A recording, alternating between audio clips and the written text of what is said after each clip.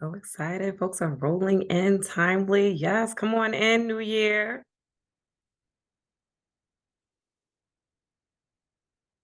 We'll give it another minute.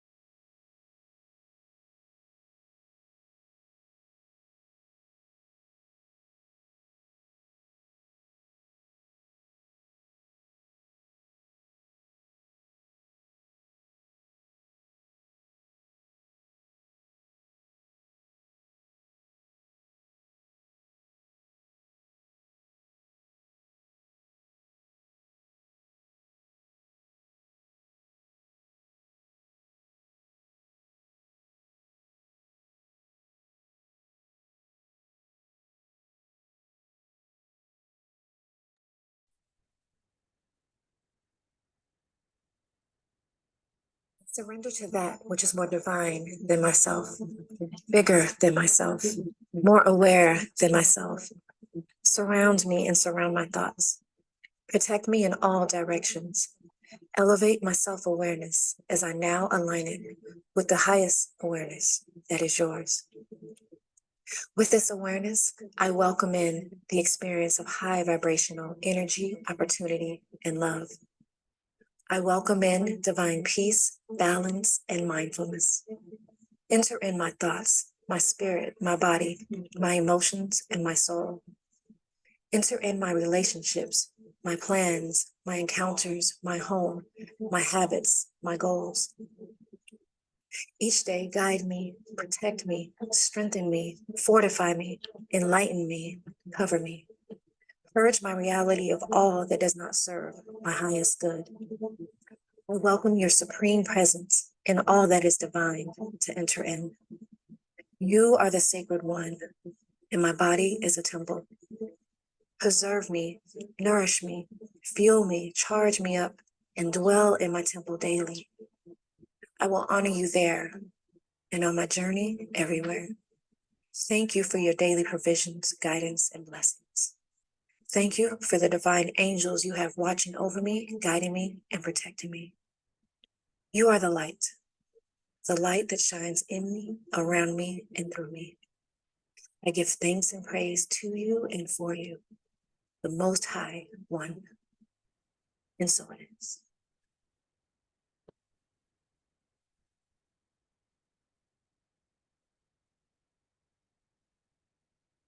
Good evening. Good evening. So, oh my goodness, we have a room full tonight, and I'm just excited. I am excited. Okay, I'm gonna make another peek at our waiting room just to make sure that everyone is in. Thank you all for being so timely. Shout out to my sis and my niece. Hi, Addison. Okay, so it looks like we have everyone. So I just want to get started by an introduction, right? So I think it'll be a reintroduction really to many of you because to be quite honest, this was not an open call. So this was an experience that it was an experience that dropped into my heart, but really to be shared very exclusively with those who I have found sisterhood in within the year of 2023. And in that group of sisters are you all, right? Some of which I've known long before 2023, right? And then some of which we've had either an opportunity to reconnect or connect in a deeper way within the year. And so, as a celebration of our sisterhood, as a celebration of you, a celebration of togetherness, with just the understanding that so often there are narratives that prevent sisters from connecting, especially in a meaningful way, an impactful way. And you all showed up in a space that I was able to witness, with love and support of your sisters and, of course, of me. as well. So, shout out to you. Thank you for being here. Thank you for starting the year with me in this group. And feel free to drop, where you're from into the chat, because I want to tell you there cannot even be a safer space than this, because these sisters in this space tonight are so cherry picked by me. So I'm just really grateful for this space. Really, really grateful. So we will get started. The reintroduction for me is that I am a eco-spiritualist, certified actually as of last year. And what that means essentially is that I'm a life coach, but more so a practitioner. And my practice is really rooted in nature and divinity and all things sacred, starting with the earth. And so it seemed very fitting to start this day and well, this evening even, and this year with you all on our new moon. And just to give a brief kind of overview of what that means is tonight, 111 is actually the first new moon of the year. And it is the most opportune time for us to connect with nature in order to use all of the sources, resources that that the Most High has actually presented for us in our lifetime, in order to manifest what it is we truly desire. So it's just an opportune time to really lean into the energy of newness, to lean into the energy of new beginnings, and to really pick up in terms of our manifestation. So I thought it was a great opportunity for us. What might be some things that you'll hear that could be a slight refresher, and maybe some things that'll be new about how to be super intentional about living the life that you want, starting now. And I just want to say we can snap it up already because you took the first step, which is to be here tonight. And it's a major step. It's a major step. Y'all are surrounded by some boss women doing a lot of great things in this space, and including my niece. Look over there.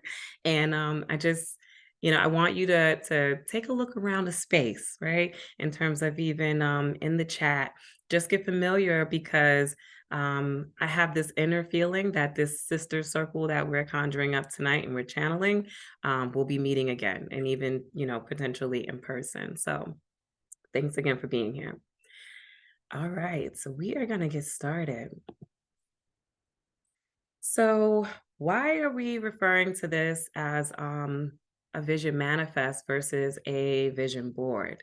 So, I have firsthand experienced the benefits of of journaling, and also the benefits of creating a vision board. Right. So, a vision board looks something like what you see on your screen right now, where we get together, whether it's a collage or a grouping of images that help us to really visualize what it is that we want to bring forward and channel into our lives.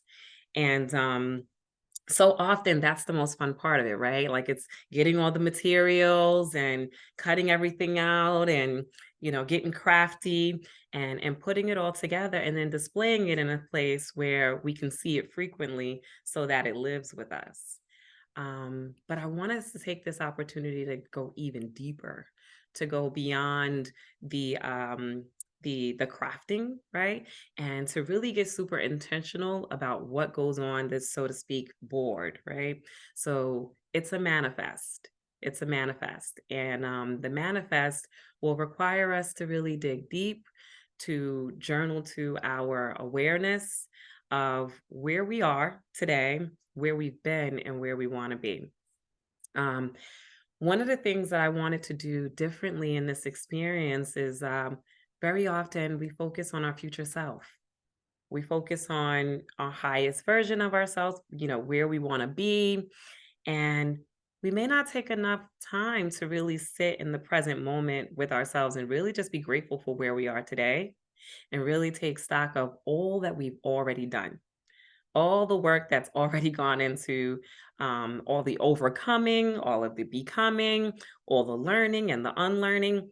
Really, in this moment, it's about getting really clear about who are we today, and what do we want in this present version of ourselves versus what she wants, right? When we speak of her or ourselves in that third person. So the manifest will require us to just have a writing utensil and a notebook, a notepad, a loose leaf sheet of paper. Whatever you have is just fine. All right. What's going to be most meaningful is that we are channeling this energy together in this space. And we all know that in spaces where goodness and spirituality gathers, the blessings, occur.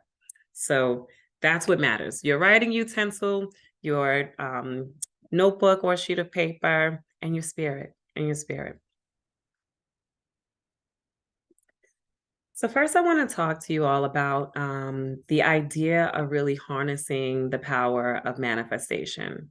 So, and why it goes so far beyond um, just the realms of actually thinking about it in terms of um, what we're putting down on an actual document, right? What we're putting down on an actual vision board. So it's really about the art of reimagining our life, right? It's about the art of understanding what our current beliefs are and then shaping those beliefs so that we are committed to them. And that makes us more committed even to taking action in our lives. So when we manifest, we transition from a space of wanting into a space of believing and knowing and attaining the possibilities, right? So it's really about embracing that path. And in doing so, that process of when we co-create with what we refer to as the divine, in this space, we have sisters with all different belief systems, some religious, some lifestyle, but when we speak of the divine, it just means whatever that spirit or that energy is that you surrender to, the co-creation that happens between you and that energy. And that co-creation allows us to create the life that's really for our truest selves. So every thought that we have, it actually forms from an energetic connection, right? It comes from a perspective that lives somewhere within us. And this is why we hear phrases like change your mind, change your life, right? Because at the end of the day, if you change your mindset or you change your messaging, whether it's internal or external messaging, you can quite honestly change your life. It sounds simple, but with the right tools, it really can be. Manifestation also really demands self-trust. So we can't necessarily sit and just create boards and ideas that we don't really trust ourselves with bringing to fruition, that we don't really have a belief and, an inner belief that we can actually attain. So it's really about understanding what we really believe and shaping that belief and then deepening the trust that we have with ourselves. So to get started with that, the first prompts that we have actually to just get the juices going, right, and thinking, um, are in what areas of my life do I desire to manifest change? So I'm just going to give you a couple seconds. It doesn't have to be very lengthy. You can even write this out for yourselves in bullets, because it's just for you, right? You don't have to share it, and you understand all of the context that goes with it. So it's about what areas in your life do you currently have a desire to manifest change?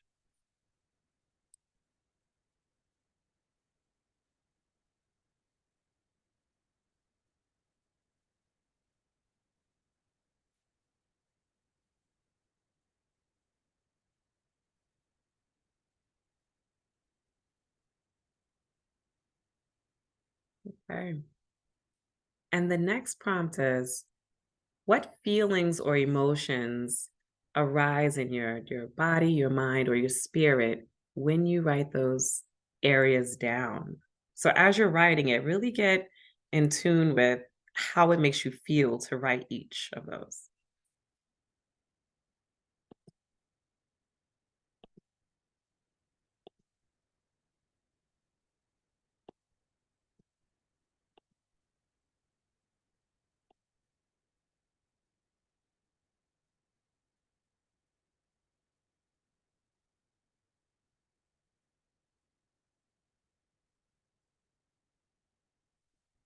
Okay. And as you're reviewing the change that you would like to manifest, as well as how that change shows up in your body, how it feels, where you feel it. Do you feel it as a closing of the throat? Does your mouth start to water more? Do you feel nervousness in your core or in your belly? What are you feeling? Like really check in with your body and identify where are you feeling this idea, this change. And the third prompt would be, are there any existing dreams that you were already aware of? So is there anything that you wrote down so far that you've known for some time, but maybe you just haven't brought that forward yet? We're just going to be very honest with ourselves and call it out.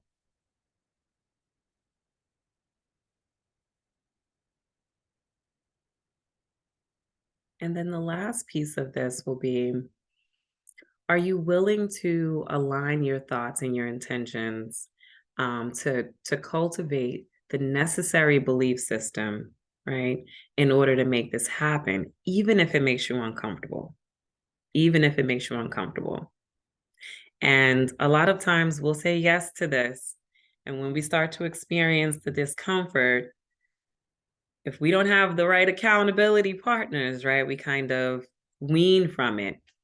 But understanding, right, that we can also be our own accountability partners. Are you willing to commit to that uncomfort, that discomfort and that uncomfortable experience that you may have to move through in order to change your belief system?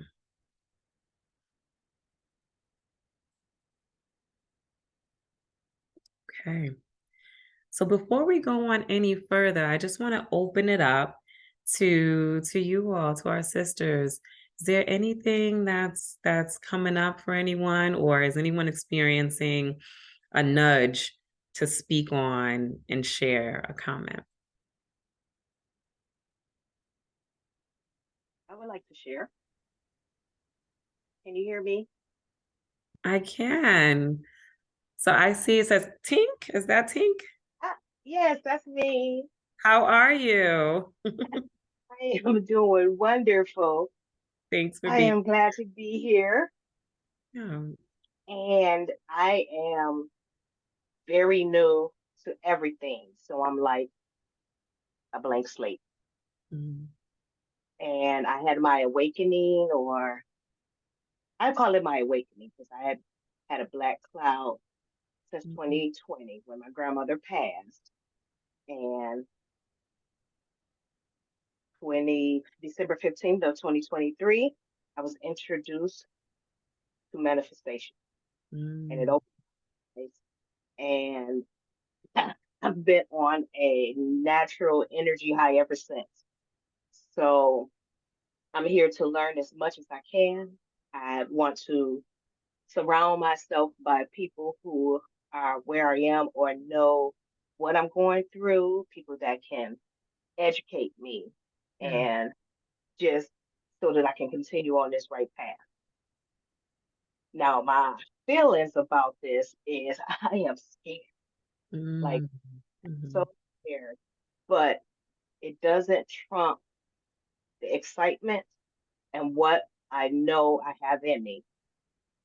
I mhm, just want to awaken it. Like I want to awaken my learning how to pronounce Kundalini.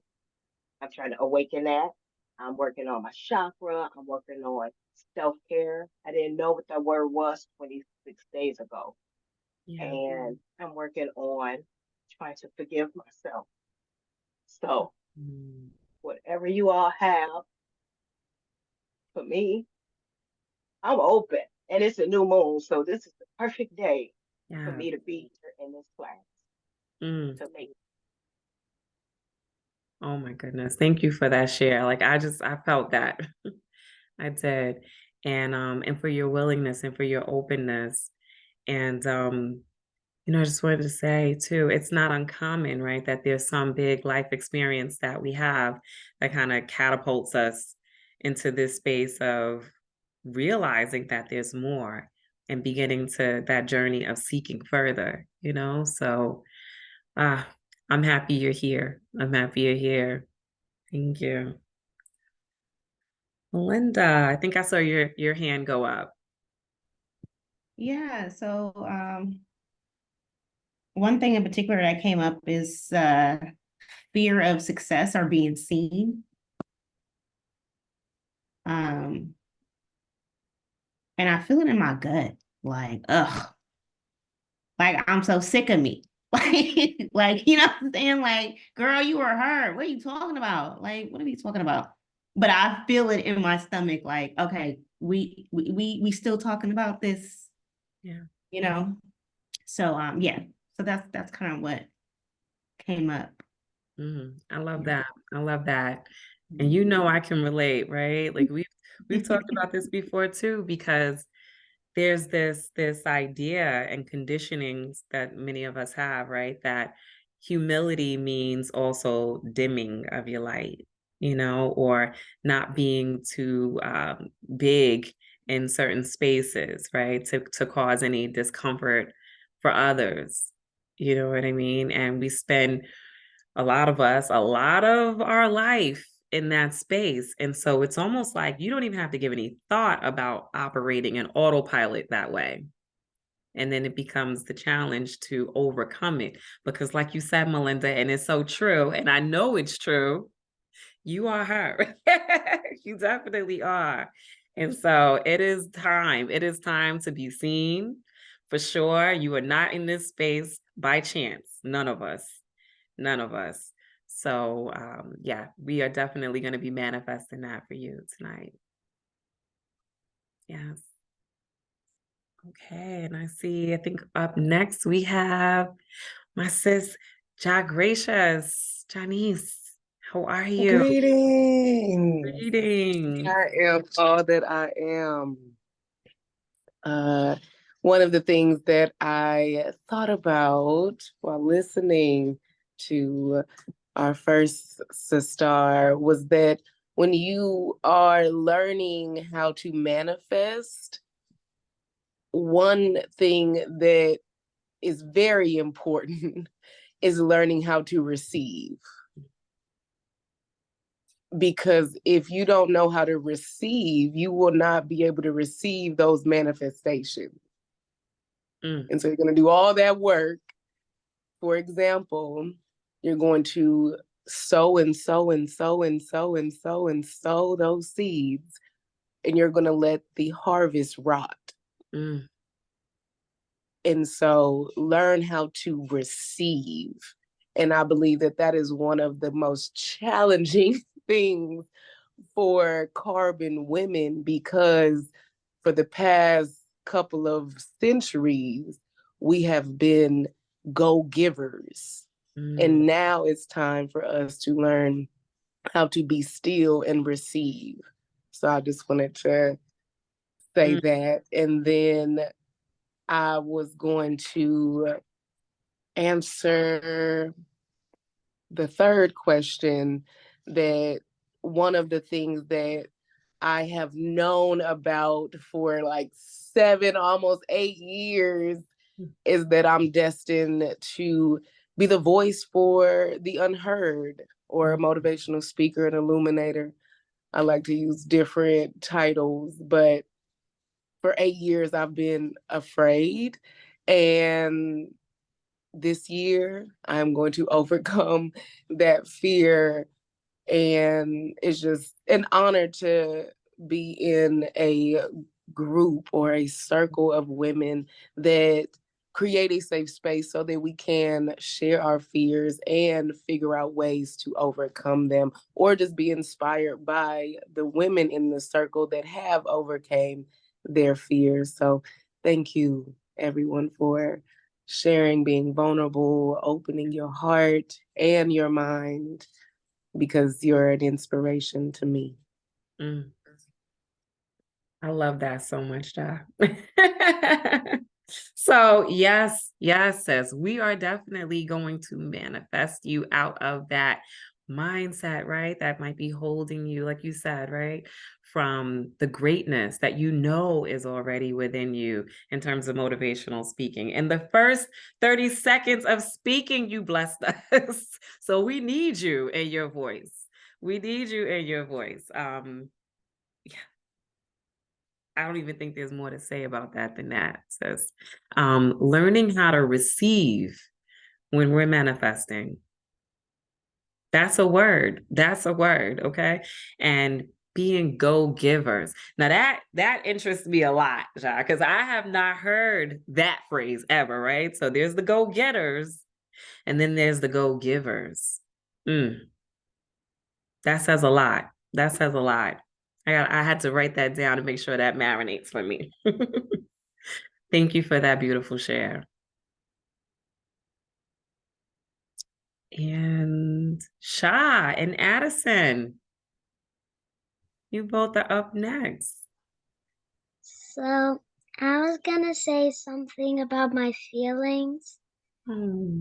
So in question 1, I said I wanted to change my feelings, my positivity and negativity. And then when I did question 2, when I did question 1, it made me feel relieved and free because I get to expose my feelings into journaling and noting. Madison. My baby niece. I just love you. I just love you. I just love you. And what a deep and introspective awareness you just have, right? You had a question in your heart around what you could do in order to channel more positivity. And you're already in just a few minutes of this, right?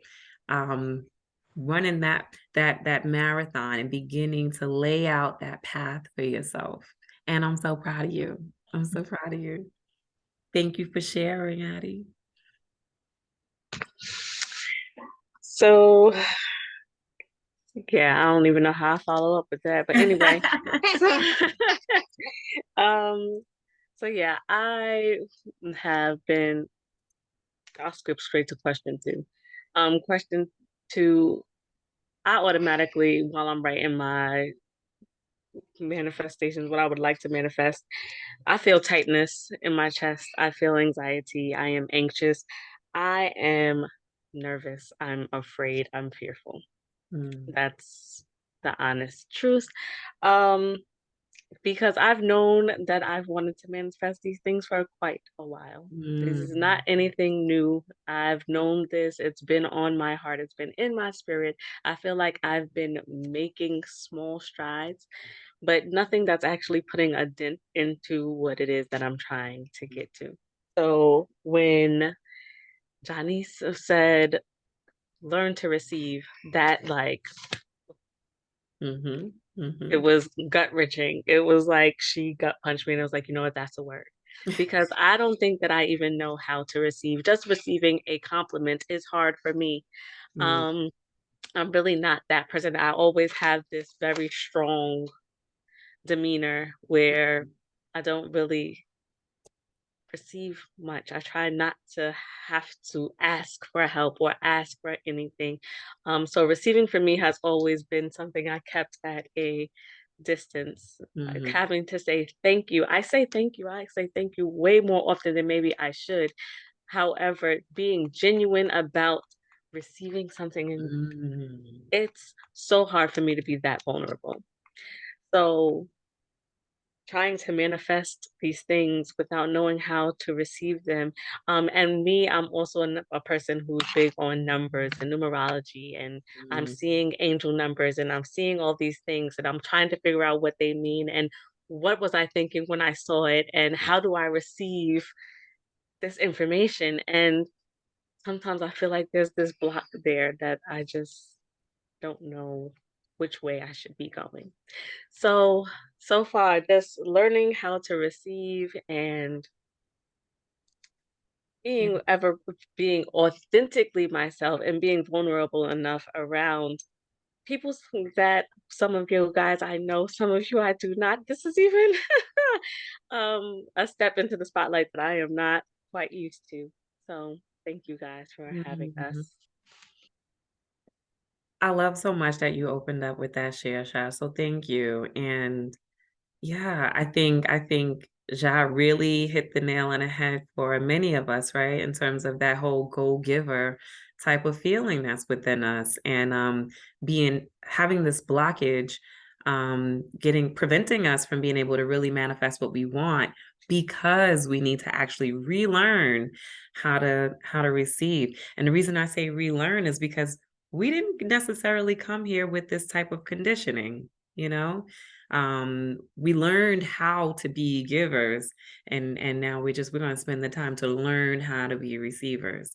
So I so appreciate that. Thank you, Sha, for being on. Terry, thanks for joining us.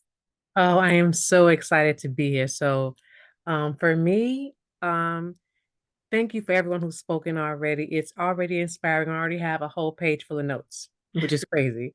But for me, I know that goal setting and manifestation are two different things, Mm, totally from definition. mhm, But I just remember in my past, whenever I used to set goals and resolutions for the new year, something would always happen. mm, It was always bad, never turned out how you did. So I just stopped setting goals and stopped making resolutions because I was fearful of what trauma was going to come behind it. And okay. so when I started to think about manifestation, and when you hit us up in the group chat today, I was like, a vision board. I was like, I got vision boards around the house. Like, well, how's this going to be different? So then Mhm, when I saw that you said it's a vision manifestation, that's completely different. mm, And mhm, so for me, I'm glad to be a part of this community that allows us to see what manifestation actually looks like, mhm, because my dreams are huge and my manifestations and what I wrote down for all the points are huge. And some folks are like, that's crazy, you would never get it, and yada yada. But if it's a possibility, then I want to see if it's going to happen. Why not for me? Because I am a giver. I always give, and to my detriment. To my detriment, I still give when folks don't give back. And you give so much that you sit down, and when you need, nobody's around. mm. So in order for me to manifest, if I manifest for myself and internalize that, that's a blessing for me. So I'm excited to see what this actually looks like and learn the difference between manifestation and goal setting, because I know it's different. Uh, Mhm. but seeing, hoping that it's a reality for me, because my manifestations are huge, and so if that could come to pass, my head is going to be so big it's not even going to be funny. I'm waiting for that. So thank you for the opportunity, T, for bringing us all together in this space. I am completely excited. Oh, I'm excited too, sis. Thank you so much for that. And I agree with you. I feel like I experienced similar, where I had created vision boards. And although they did work in terms of highlighting for me what it is I want to do, or even maybe helping me to articulate visually who I want to be, where I want to be. Sometimes there were times where through the middle of the year, I kind of put that thing away because it became an agitator, right? Because it was a reminder of what I'm not doing. And it didn't say just in those pictures how to do it. It was just the visual of this is what it is. And so yeah, to your point, we are here to figure it out, how to actually get to the manifestation of what we want, because we're going to bring it across. And I love that you mentioned that your goals and your intentions, right, are a little bit that they can be frightening, right? And they're really big. And that, you're like, all right, this is something I'm put out there, and I know it's big, but I'm a wrestle with this thing. And it's so big that it's frightening some other people for you, right? But at the end of the day, I call that the sweet and sour spot, right? So not the sweet spot, but the sweet and sour spot of where your intention or your goal is big enough that it makes you uncomfortable and challenged, but it's not so big that it depletes you and discourages you that you feel like it's unattainable, you know? So that sweet spot of feeling exactly what you said, that excitement, but knowing it's a challenge, that's where it begins. So we're definitely going to start in that spot. So thank you for that, T. Megan, sis, it's good to see you again. Good to see you too. It's good to see everybody. Yeah. Thank you first and foremost for having this space. It feels amazingly healing already. And I, like everybody else has said, am excited and just grateful to be here.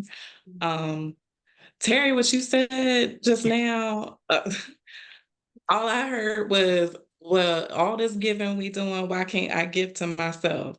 And that hit me so hard just now. And then the sweet and sour spot is perfect analogy because that's how I feel. Like I'm totally excited about what it is I want to manifest and what dreams and goals that I have had existing and new things that have come to me most recently that build off of these dreams. But I recognize that there is a part of me that kind of has to go through a closeout. It has to go through this shedding process in order for me to get there. So part of me is grieving that. And another part of me is excited because like I know one, I love to learn. So I'm excited for the newness and to see what it is I want to do, like come to be. But there is some anxiety and fear because I am very much like in my head thinker. I'm very much like a planner. But because I don't have any control over this, all I can control is me.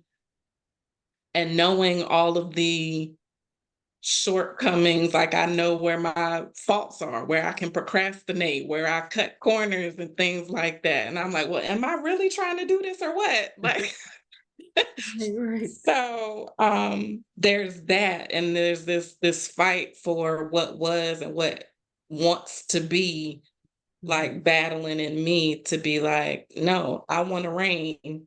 I want to do this thing. But this desire is not going away. And I know what has to be done. Like I know I have to move forward.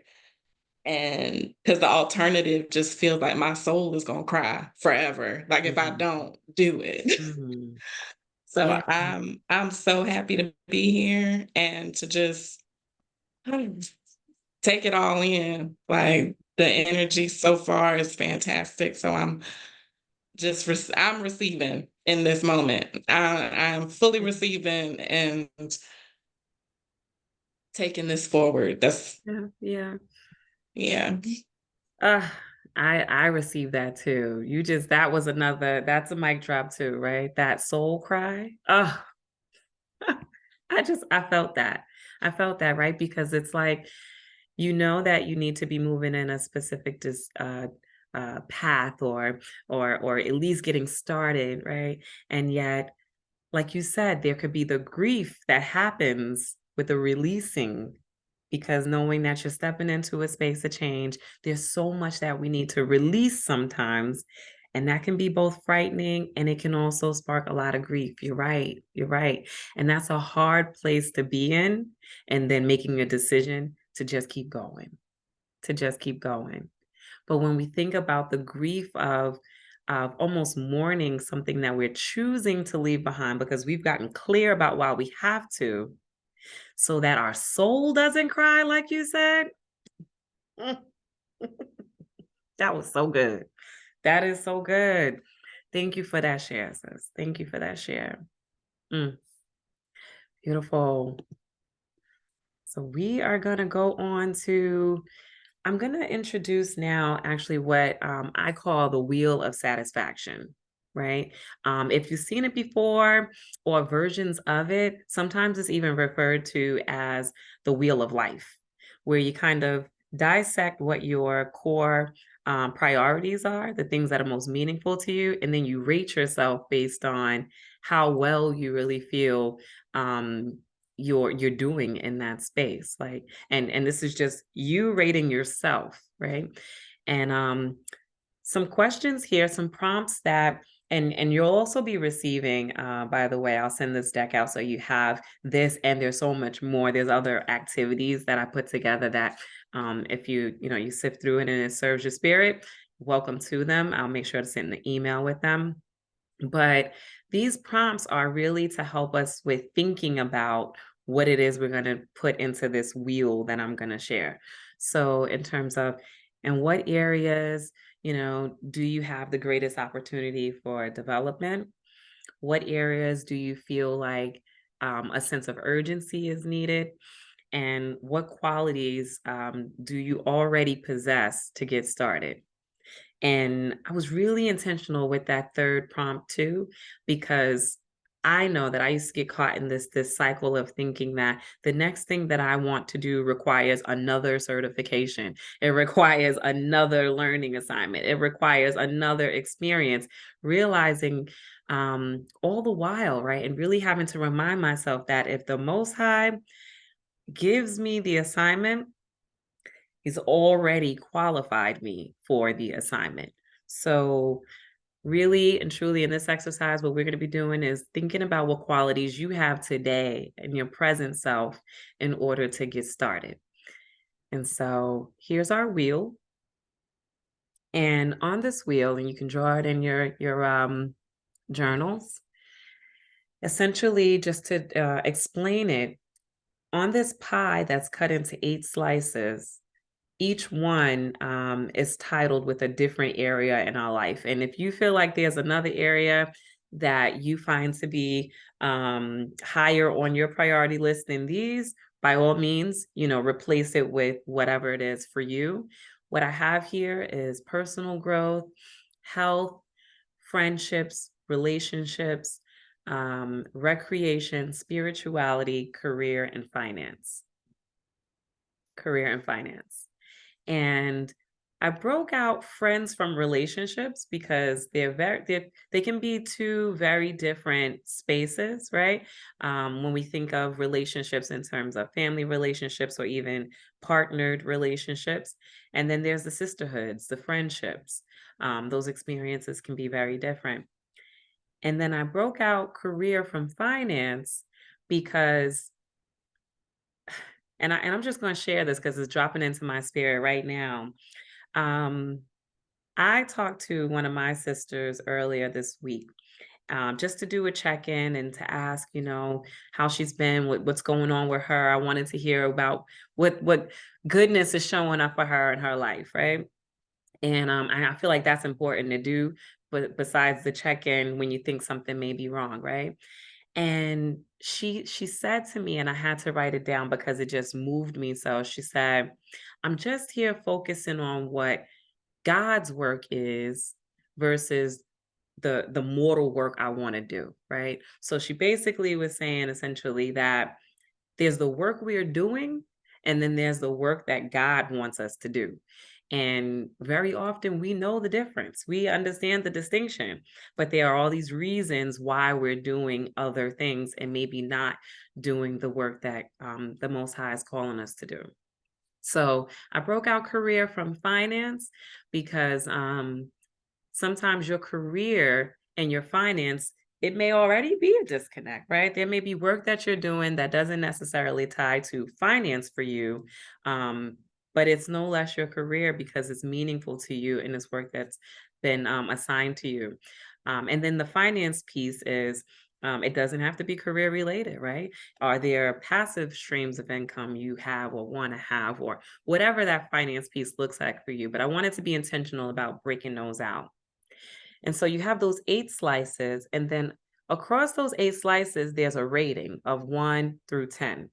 So 1 would mean that, this is an area that you really believe you need a lot of work in, right? This is a space that today, currently, you're not focused in. Doesn't mean you haven't ever been. It just means today we're not. And then 10 meaning that this is the space where I'm rocking. Like this is the space where I'm intentional, things are working. And then there's all those that are in between. So I'm just going to give you all a minute and a half or so to kind of get through that exercise, so we can understand the layout of two things. I want to know that the top two opportunities that you have for growth and development from doing this exercise. I'll just give a couple minutes.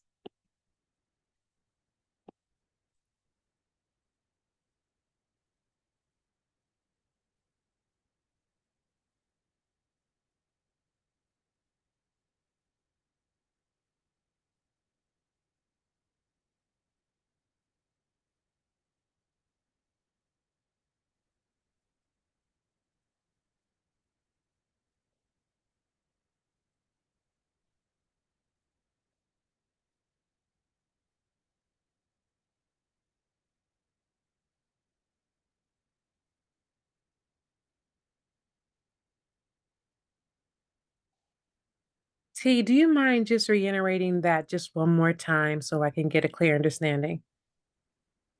Absolutely. Absolutely. Let's go right back to it.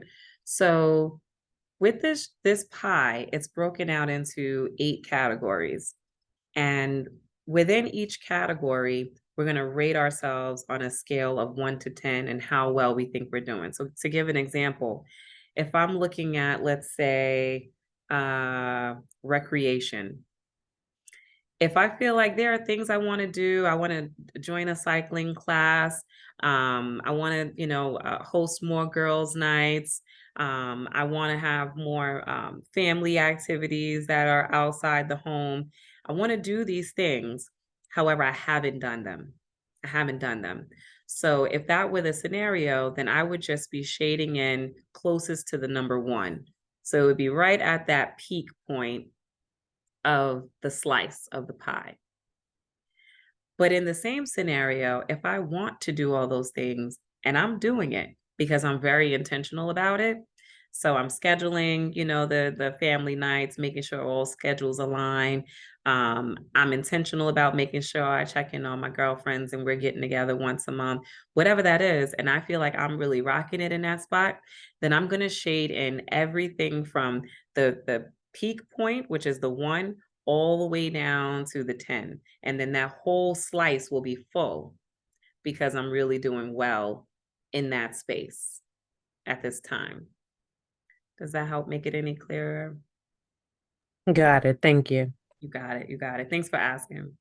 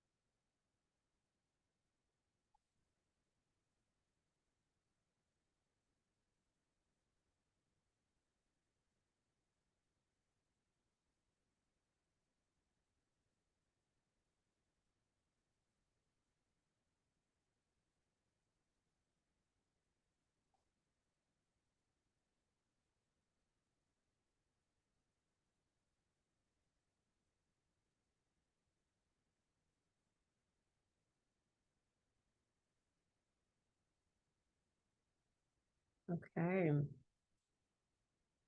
So keeping that in mind, right? So keeping that exercise. The next thing that we're really going to get into getting clarity on, right, is essentially this idea of grounding, the idea of amplifying the messaging that we want to have within us, and then releasing any conditioning and messaging that's becoming an intervener in that space or interrupting it and getting in the way of what it is we want. So, in terms of grounding, right? For some who may be familiar, and for others who it's a an entry discussion into, an overview of what grounding is really doesn't have to be super complicated, and it can be done in different ways. It's really up to you what works best for you. But the idea is that you figure out at what points you feel most stable, most calm, and most clear. And sometimes those may be moments that we take for granted, right?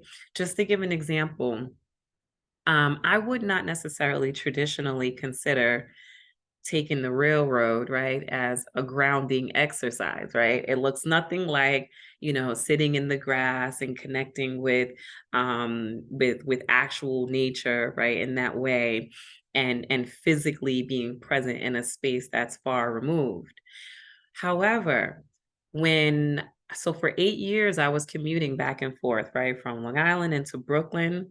For those of us that live in New York, you know how that could be, and for those who don't, it's quite the trek. It's quite the trek. There's going to be hundreds of people you're going to encounter in that. Some crowding, some kind of rushing about sometimes to run up the stairs to catch, your train or so forth. But at the end of the day, what I realized when once the world was on pause, right, and then I began to work at home more frequently, and realizing that my work day was extending and extending and extending, and that essentially I didn't define very clearly for myself what the end point of my day would be. My body recalled that I used to have one. And my end of my day used to say to me, right? The messaging would say to me, Tanasia, you got to go now because otherwise you're going to miss your train. Right. So I would wrap up, pack up, leave, and rush off, right, in order to be able to catch my train. And on the train, because I didn't really talk to family members, friends, or anyone on the phone while I'm riding, because I respect everybody's privacy who's sitting around me, and then also the people I'm speaking with. It was a time period that for that hour and 45 minutes, I literally was just kind of with myself. So I would spend time to either read, I would spend time just kind of gazing out and watching nature go by out of the window as the train passed on. And what I realized was that was an actual grounding exercise for me. It was a moment where I felt very calm, where I could sit and be present with myself uninterrupted. There were no expectations that I could do anything for anyone from that space. So I say that to say, when do you feel most grounded? If it's when you're outdoors, you're in nature, you're disconnected, your eyes are closed, and you're hearing the sounds of nature around you, that is wonderful. If it's in another space, like maybe in the quiet, of your bathtub with your lights dimly lit and your candles lit, whatever that looks like, just identifying for yourself and really calling it forward. When do you feel most grounded? And what are the things, the second part of that, or what are the things and experiences that are happening around you to make that happen? So just giving that a thought. What are the things that are happening around you to make that happen so that you can feel calm and stable?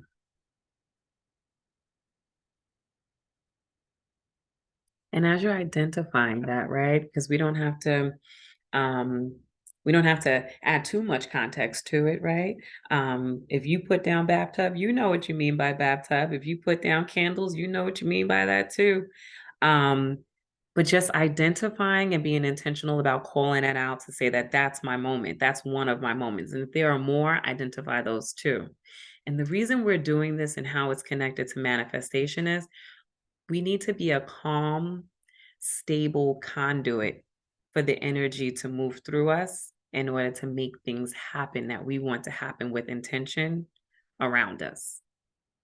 So if we are in discord, if we are not content in the space we're in that moment, if we are not calm and presenting a stable space for energy to move and connect with us, and we're confusing the vibrations around us, we're confusing the frequencies because we're racing about all the time and nothing can catch up to us, not even the goodness, then we have to be very intentional about when we're basically trying to make moves and we're trying to manifest our desires. We have got to get present, calm, and stable in order to make that happen. And when we're in those moments of grounding, right? Whatever grounding is going to look like for you, amplifying good feelings and positive experiences. So, grounding is the perfect time to then think about and recall not only gratitude moments and moments that you're grateful for, but moments that you really want to magnify, right? So, for example, in my gratitude journal, there are times where there are a lot of random acts of kindness that I experience, right? And or even that I create experiences for. And I may find myself writing them down. So I can say something like, it was really nice because today I was holding on to quite a few items and I saw the woman ahead of me going through the door. And I was already in my mind kind of putting together how I'm going to be able to balance my items and hold the door open for myself. And to my surprise, she stopped, even though we had some distance between us, held the door because she saw me coming along behind us. So that's a moment that I can really be grateful for. But the moments that I want to focus on when I'm amplifying those good feelings and I'm amplifying positive experiences are the moments that I intentionally want to have more of. So one of the things for me last year around this time, right at the beginning of the year, I held a very small sister circle. It was the first time I'd ever done it in that way. And my intention was to create a space within me where sisters could land in my softness and to also identify my tribe, right? The people who I knew I could land with them too. And I went through a lot of layers in order to create that experience. But in just creating it, right? And calm, not overthinking it, not worrying about decorations, not worrying about, the weather, the travel, anything, just keeping it very simple and plain. And if you build it, they will come sort of an experience. By doing it in that way, in such surrender and such peace, I opened up a portal within myself for last year where sisterhood just came raining down around me. And I'm a person, right, who I'll just be honest, right, was raised with some conditioning around being mindful of interactions with women, being cautious of who you call a friend, um, starting out in a place sometimes of distrust and letting people earn it rather than giving the trust and reeling it back if it's necessary. I had a lot of conditioning that would run in my background. And even though I thought I could be intentional about quieting it, it was there. But in having that space in that way, it opened up a portal and sisters like you all, right, showed up into it. So by amplifying while I'm grounding, messaging around sisterhood, sitting and saying, I want sisters who are honest and transparent with me. I want to hold space for sisters and be honest and transparent with them. And then recalling the last moment that my heart really lit up about an experience with a sister, right? And true sisterhood. It just kept inviting more of those types of experiences. So Once you get clear about your grounding and where that happens and how it happens, what are the positive thoughts that you want to amplify in this moment, that you want to intentionally recall so that you are becoming a magnet for more of it? And then in terms of releasing inner contracts and embracing, your values, right? So like I talked about, there are conditions that some of us have, where there's an inner voice sometimes that prevents us from the full-on connection that we could make with people because we're cautious. We're cautious, right? But to manifest effectively, we have to sometimes release those inner contracts that are tying us to the old messaging, and then construct our own new and truer core values, right? So if it's not a core value to me, to distrust a sister, for example, right, before embracing her, if that's not a core value, then I'm questioning, where did that thought come from? And once I question where the thought came from, then I get to challenge it. I get to challenge it and then change the belief. So whatever that looks like for you, what messaging are you hearing that didn't necessarily start with you that you'd like to part with? And then when you do that, what are you left with in terms of your 3 core values? So going to keeping that conditioning idea in your mind, looking at your pie chart, choosing 3 core values for yourself. What 3 core values do you believe that you have the deepest opportunity or the greatest opportunity to change in? And when did you realize that this was even a value of yours? Were you 10? Were you 11? Were you 14? Were you 42? Right? And then, are there areas in your life where you may be living in someone else's definition of success? Are you living in someone else's definition of success? And that someone else doesn't have to be your family, doesn't have to be your friends, doesn't have to be your partner. It could just be society's definition of success. But are there areas that you want to reshape your core values to really reset them to what you truly want, what you truly care about, despite what other people think? And then with that said, what can you let go of in order to really firm up that core value?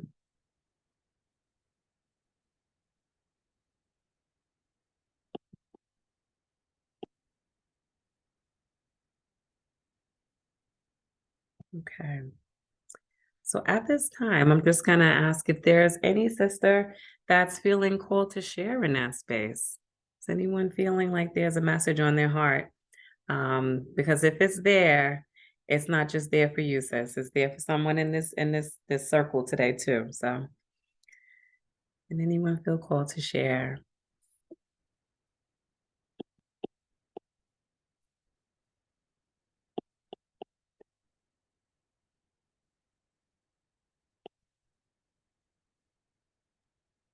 I would like to share. So, Sure.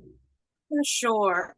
I don't know if it's a right way or wrong way to this whole journey. Mhm. Since I'm still new, Mhm. I feel like all my numbers are low. Mm. I feel like the old me, the things that I was focused on, the things that I wanted, the things that I was manifesting consciously, unconsciously, I feel like that was incorrect. So now that I'm on the journey, I'm trying to figure out who I am, what I really like, and I don't know because I've been attached to everybody else. So that whole grounding that you mentioned, that's what I have to do because I've been attached. So I feel like my numbers are really low because I feel like I don't know who I am. And I don't know if that's good or bad because I thought I did, but obviously that was not right because I was awakened and I know that there's more for me and it's more out there. So I don't know how to feel about that. Yeah, yeah. So first of all, I appreciate your transparency on that, Tink. And to be honest with you, and I can't tell you how to feel about it, but I can invite you to the thought, that having that level of self-awareness now, right, there's beauty in that because there, like you said, right, there's a time where maybe you weren't even thinking about that. There was a time that you weren't present in your body and your spirit in terms of what it is that you have going on with yourself or the task that you're involved in. But now that you are taking stock of that and actually assessing where you are and being that honest with yourself, that's a celebration, sis. A lot of people spend a lifetime trying to get to that place. A lot of people spend a lifetime trying to get right where you are right now, which is just the awareness that, wait a minute, I think I want to take a redirection here, a detour, and try something different. So, sis, if I could cue a confetti drop for you, it would be happening right now because having that level of awareness is amazing. And it's okay if the numbers aren't as high because we're not comparing it to anyone but ourselves. And it's a journey of grace. It's a journey of grace. You get to identify one or two areas where you feel you'd like to create your intentions or spend your energy setting your intentions. And then you take your time and you take your time and you feel your way through it. And that's why we're building also our sisterhood, right? Because look, it's just something so meaningful and powerful about meeting with a sister who saw you on this side when you get to the other side. You know what I mean? So kudos for you, having that level of transparency with yourself and that level of self-awareness to know that there's some spaces that you want to do some work in. Because trust and believe, I've got some low numbers on mine too. You know what I mean? And there's ebbs and flows, right? Like there'll be a season where maybe you're feeling like, wow, this is wonderful. I feel like I experience that more often when the weather is warm. Like when the weather is warm and I can get outside, I feel like, yes, I can get it all done. Exercise is happening, dinner is cooked, I went for it, you know what I mean? Like all the things are going. But in the winter, it's a little bit more of a struggle for me. So it's a journey of grace, realizing that's where you feel you are today, and it can change as easily as tomorrow. Thank you for that. And I'm just practicing telling myself, not telling myself, but saying to myself that I forgive myself because that's a big thing, So I'm practicing that, but I thank you for telling me that because I don't feel like damaged goods. Yeah, no, you definitely are not. You definitely are not. And we're going to get to some spots where we're going to be calling out the goodness too. We have to get real with ourselves first so we know where where we're going in terms of what the goals really need to be focused on. But you about to blow your own mind with all that you've overcome as well. So hang on because we're gonna get there too, for sure. Excited. I think. Melinda, do you want to share? Yes, this was loaded. I mean, my brain went here, there, there. I'm like, oh my goodness, this and this and that. Like it just went everywhere. Yeah. Areas this season of my life, because I just feel like nothing is forever, right? And as you get more information, you make some adjustments and you keep going till you start figuring it out, in this season of my life, my friendships are it's really low. Like as far as me comparing it to what it was before, right? So as I am doing so much, because I've done a lot of work on myself. Like I've been in therapy on and off since like 2008 and just really been digging deep, like just being more, self-aware, all the things. I feel like I've done a ton of work. And then I had my child and it was like, girl, you ain't seen nothing yet, And then it was like, oh, there's more. And I feel like with my friendships, I notice it more because I am a person who desires community and what that like look like. And so I'm just learning to try and have that in other areas of my life. But to grieve the relationships that I had before and the sisterhood that I thought that I had and I didn't have or no longer serves me is it's really difficult to kind of navigate through. And I feel like I want to say I scored low on it, but seeing for what it is, I actually scored high. So I'm kind of in the middle between the two where it's not nothing bad happened. Nobody slept with my man and crazy like that. You know what I'm saying? It's just the level of awareness and the things that I now, you know, vocalize what I won't tolerate, don't want to be around is just even more.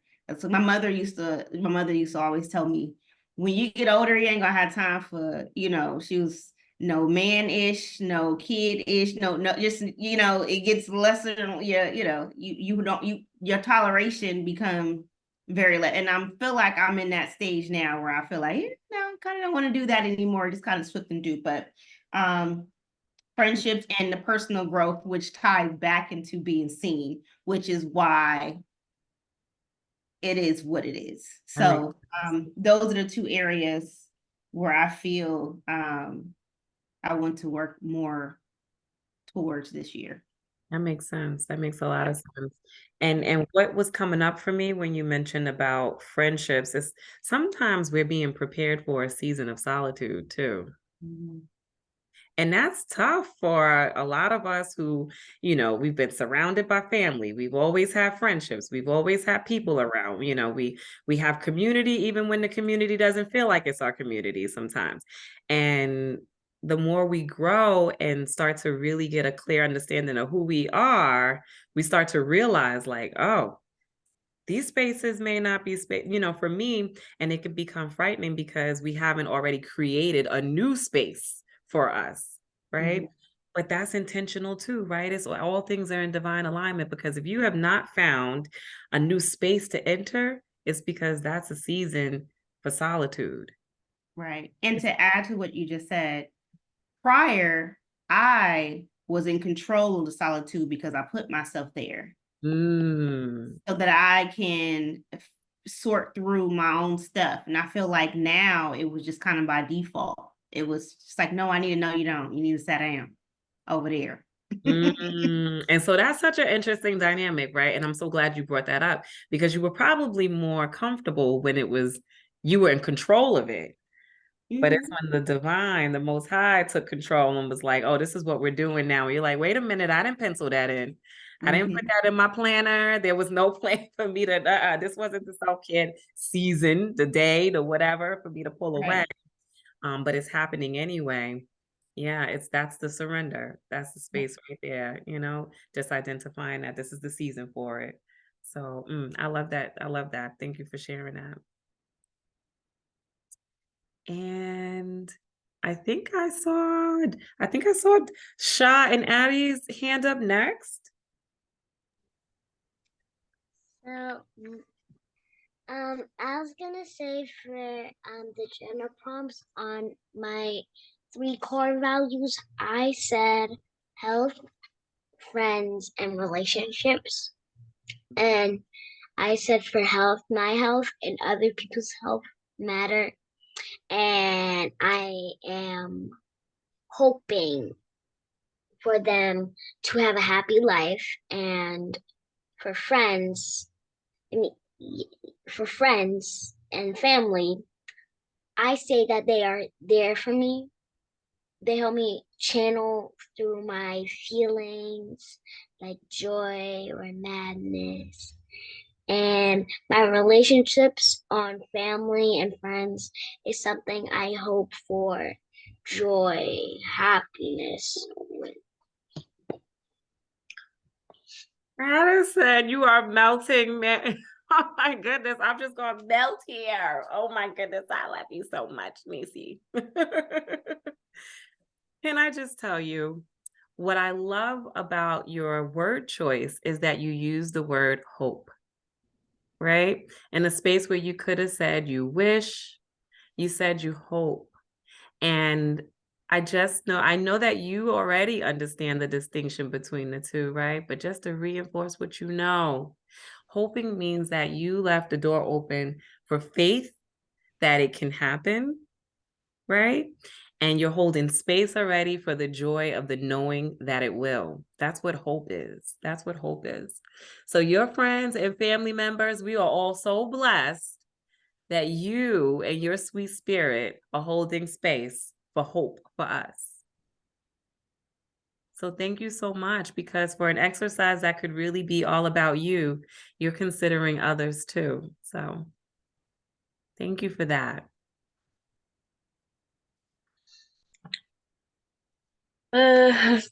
So for me,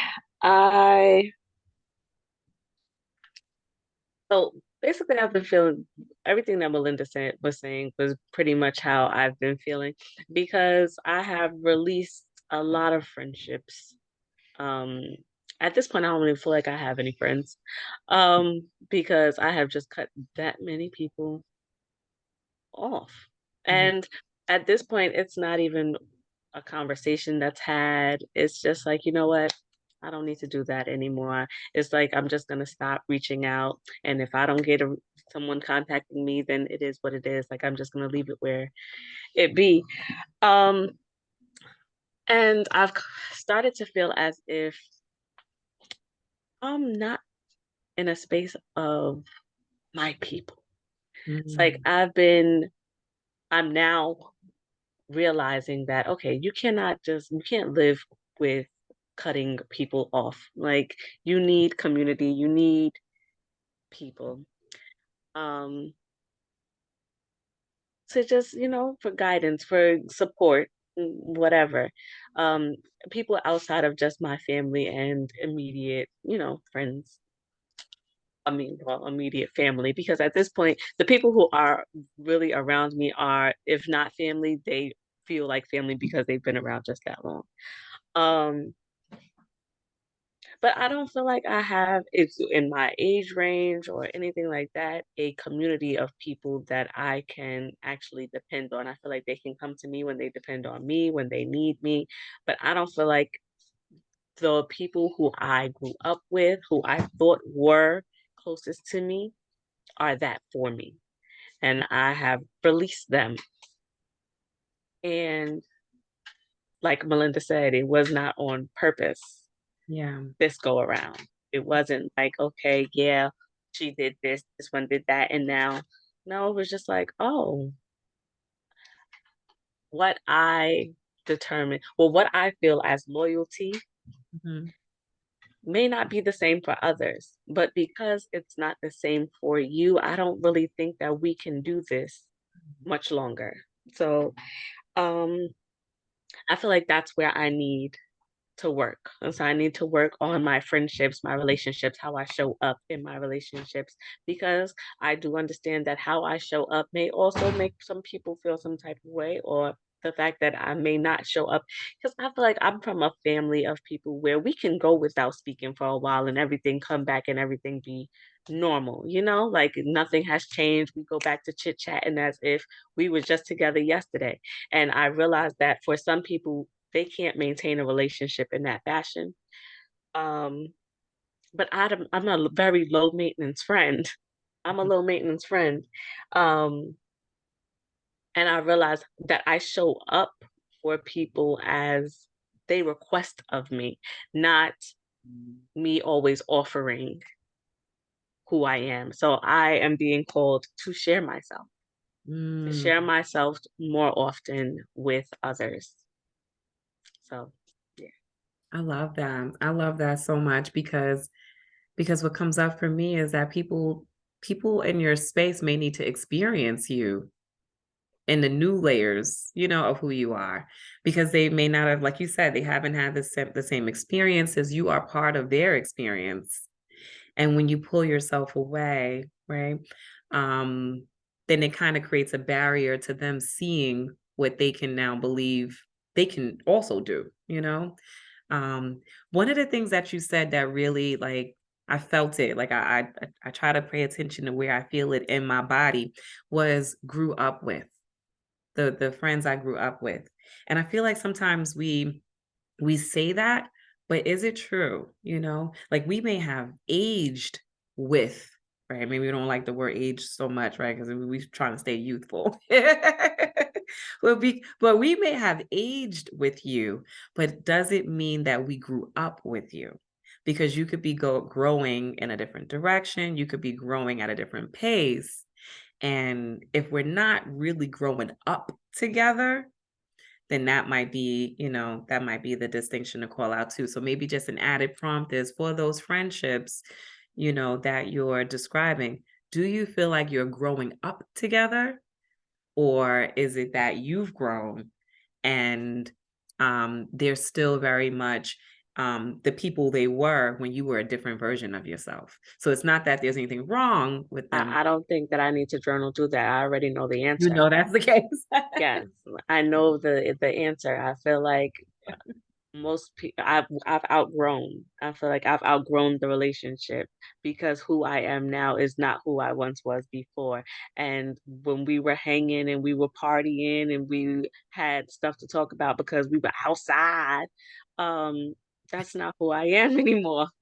So yeah, I still have that turn up in me, but my focus, the depth of me is way more than what it once was. And I don't feel like people are meeting me where I am.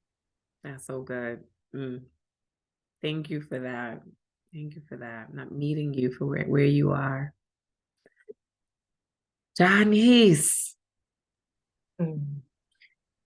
Yes. So I just thought about something while I was listening to our last Star talk.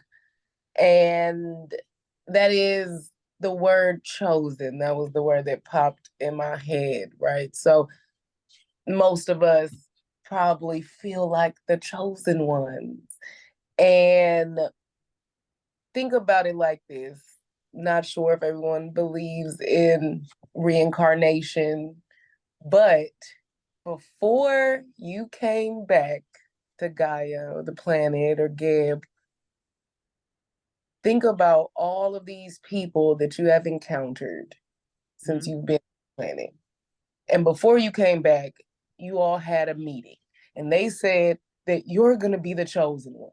You're going to outgrow us. You're going to feel alone, right? You're not going to feel understood. And so we're going to thank you right now because we're going to forget that this conversation happened. But we have chosen you because we know you're going to have what it takes this lifetime to lead us spiritually, right?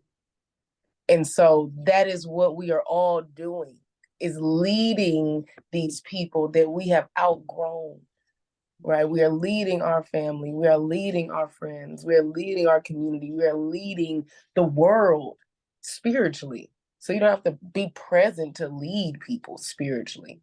You're always with them spiritually. And so that's one thing that I recently thought about because I've had to detach from my family. I live in Tuskegee, Alabama, and I'm from LA, right? And so I had to realize why this happened, right? Why I'm, 30 and I'm single with no children. And I'm like, okay, well, I've been chosen. And so just remember that a part of being the chosen one is learning detachment, but how to gracefully detach. I feel like in this, era, people love cutting people off very aggressively. And I've definitely been there, done that. But now I've learned how to practice gracefully detaching on my spiritual journey, which offers this internal peace, right? A reduction of stress. And also, we were just talking about increasing your self-awareness. And when you are the chosen one, it's not just about becoming mentally free, it's about becoming spiritually victorious, right? And so this is an internal war that's going on. And most people that you have met, most people in your family, most people in the world do not have these type of conversations. And so they don't understand how to relate to us anymore now that we have elevated. And I'm not saying it like there's a hierarchy. We've just been chosen to be on a higher frequency, to have this wisdom, to be able to be a source of light, inspiration, or a source of unconditional love. And the last thing that I'll say is, when it comes to self-love, I think that a lot of people talk about it but truly don't understand it. And so think about it like this.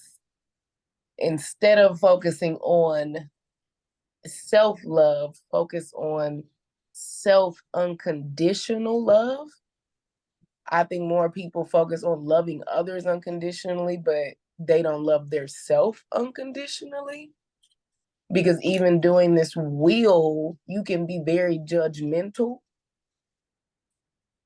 And so when you are, analyzing this wheel, try to be graceful and merciful with yourself.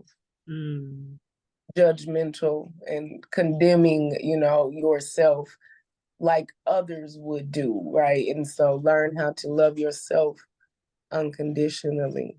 I love that, job. I love that. I absolutely love that. Thank you for that. And I know I said this before, but I mean it. Says like motivational speaking.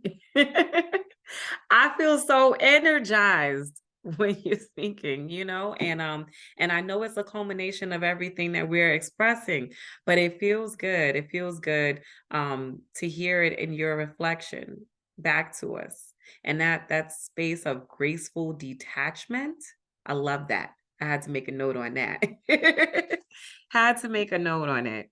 And determining what that grace looks like for you, right? Does it include communicating about the detachment? Does it not include communicating about it? That's a space to really investigate. So I appreciate that. And I definitely, without a doubt, agree that I believe everyone on this call, and some who are not, right, that we know of, are definitely the chosen ones. Without a doubt. Chosen. And somewhere within, we know the assignment, but it's just getting to a place of understanding that there's going to be some discomfort as we navigate it. So thank you for that, job. I appreciate that. Yeah. Tosh, my pud.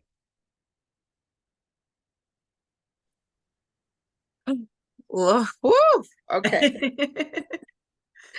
I have to have my camera off because my Wi-Fi is acting crazy. So if you start to hear me funny, just let me know. Okay.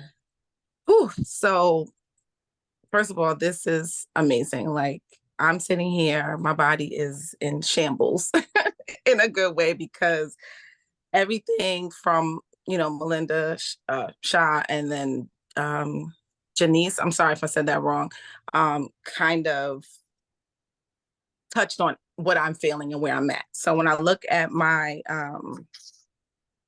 my wheel of satisfaction, I noticed that a lot of my numbers are low to my standard, right? But my personal growth and my health, excuse me, guys, I'm getting them, is higher. And listening to what we're talking about here, this is my season of solitude.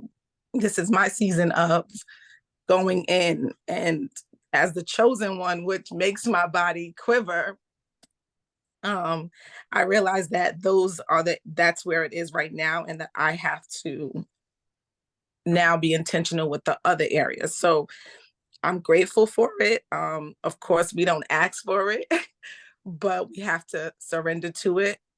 And with that and these prompts, as far as grounding and finding that that inner, what I'm calling to, I'm just super grateful. At first I would say lonely, but it is absolutely not. It is it is what's required of me in this moment. And I'm just grateful for the circle that I do have, aka Tanasia and all of you now, because now y'all are stuck with me. But no, this exercise has been eye-opening and just confirmation, really, because the divine and I are connected, and I listen and I surrender, but just to go back, like just to get back into it because of all the things. So I'm grateful for this. And so I'm just looking at why my personal growth and my health is higher than the other things. And now it's coming full circle as to why it is that way. So thank you. I love that so much, Tosh. I love that so much. I really do. And I love that awareness is happening for you, right? Like Josh said, because as we expand and explore what we really need and we lean into feeding and nourishing ourselves with what we need, sometimes, there are going to be some spaces, right, where we had to kind of maybe not pour into because we were pouring into ourselves. So I'm so glad that it's clear for you with that, because you are definitely of the chosen for sure. Thanks, good things. All right, y'all. So we explored the grounding, amplifying, and releasing, because what we need to do in that space is get clear so that we really know, what now do we want to attract? So really plainly, we've pulled everything out of the closet. What do we want to keep? What do we want to keep? What are we getting rid of?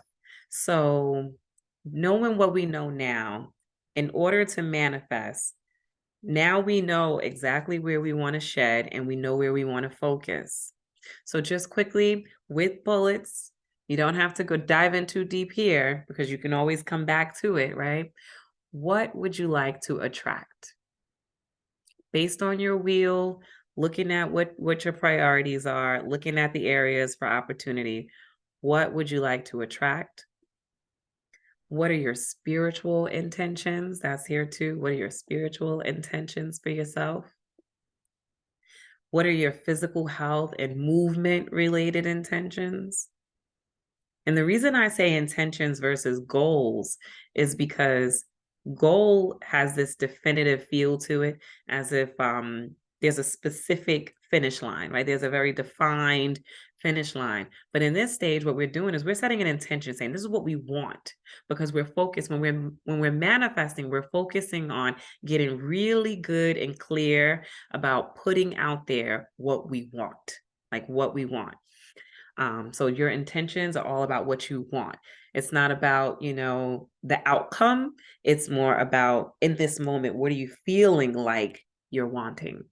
In terms of self-love, what are your intentions? Family and relationships, what are your intentions?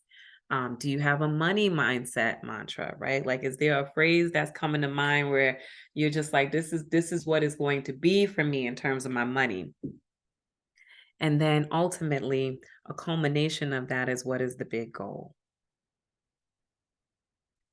And as you're thinking through that, right? As you're thinking through that, I just want to also shed some light on what it means to attract, right? To like really get intentional about attracting. And there is, and many of you probably have heard of it, right? There's the law of attraction. And it's a belief system, right? It's not necessarily, it's not a religious thought. It's not it's a spiritual thought, in the sense that it's connecting the divine in ourselves and even nature and the elements around us in order to manifest, right? But it's a belief that we can actually shape our focus by just really managing our attention. Like, it's really that simple. So it's a very lengthy book, and there's a lot of different layers to the experience, even after you read the book. But the long and the short of it is, and I could maybe save you some money, right, is the idea that we can shape our path by focusing our attention solely on what we want. And what that means is shifting away from what we don't want. Sometimes we've been so conditioned through our traumas, we've been so conditioned by our pain, We've been so conditioned by the length of time we spent in those spaces that we are crystal clear about what we don't want and not as clear about what we do. And so when we're focused all the time on what we don't want, the cells in our body and the frequencies around us, they don't know any different. They just know that these are the words that are kind of coming up and out of us, right? The words that are coming up and out are speaking more frequently about the things and experiences we don't want. And then it just starts to show up again and again and again. And we don't know why. It's because we're speaking it. We're putting that energy, that frequency out there. You have to change the frequency to a different station, right? You've got to tune into a different station in order to be able to focus specifically on what you do want, right? And then from there, you can turn up the volume and amplify it. So law of attraction means focusing on what you want more often than focusing on what you don't want. So that means, right? Break it down simply. If you find yourself frequently having conversations with someone about your job and you're speaking about all the things that you don't like about the job, being intentional about trying to reframe that discussion. And this is something I'm speaking to myself too on this, right? For sure. It's being intentional about speaking about the elements of the job that you were attracted to in the first place and why you were brought to it in the first place. And then being clear about those things that you do like so that you speak more frequently about that and you attract other opportunities that bring you more of that, bring you more opportunity to amplify that for yourself. So that's how law of attraction is. So it's if you were writing a statement, let's say, as an affirmation for yourself, instead of saying, I am not going to eat sugar anymore, you would reframe it as to say, I am going to be more mindful of my nutrition in this way. So you would focus on what you're going to do, what you want, versus what you don't want. It's just a flip in the language, but it's a language change that's literally felt in our spirit and in our body. And that's what starts to radiate around us in terms of our aura. And that's how we start to pull in the energy of what we want. Sometimes, like, have you ever heard someone say, oh my goodness, this person seems to get everything they want?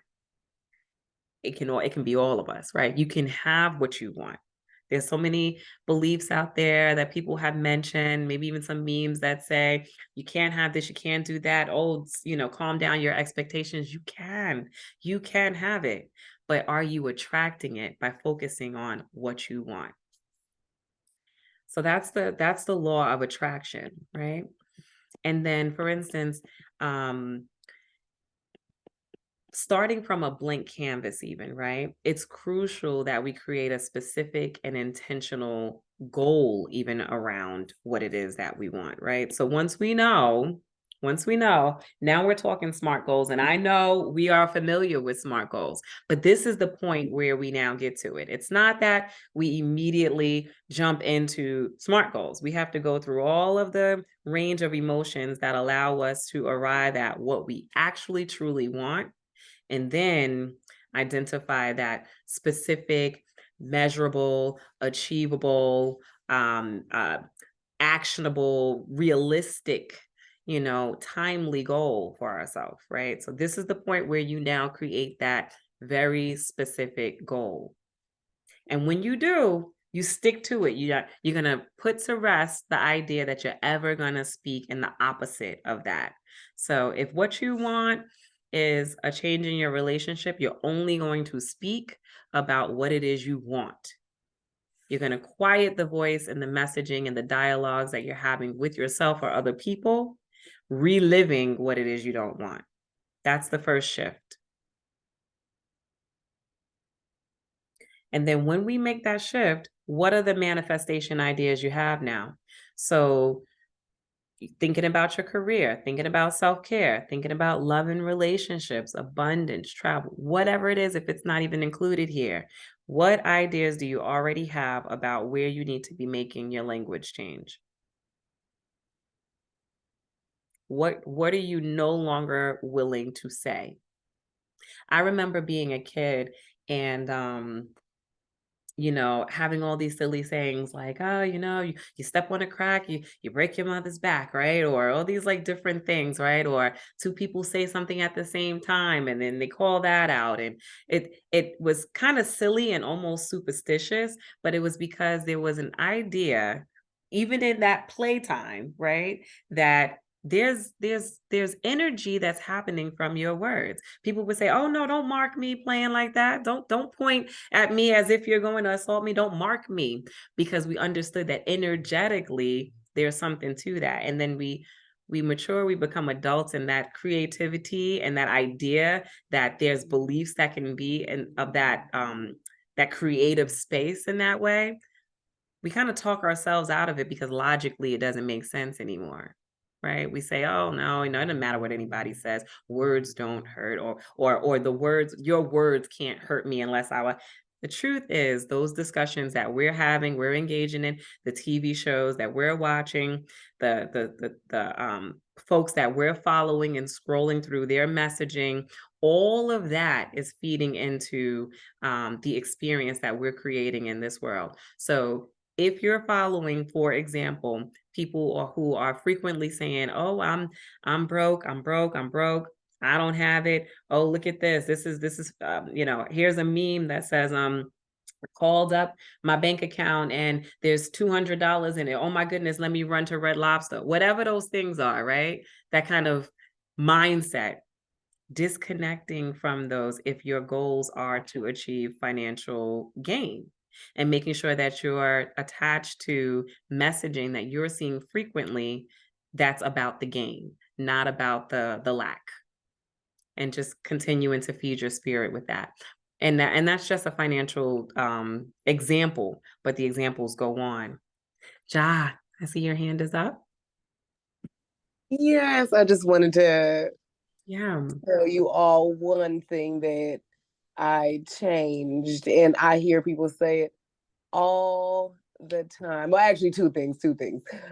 So I hear people say, pour in your cup first, but they're not realizing that it comes from a scarcity mindset, feeling like you're not going to have enough in your cup. So you need to pour in your cup first and give from the overflow. And so I love the beach.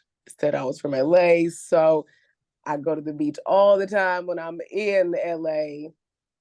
And I was at the beach one day and I created this quote.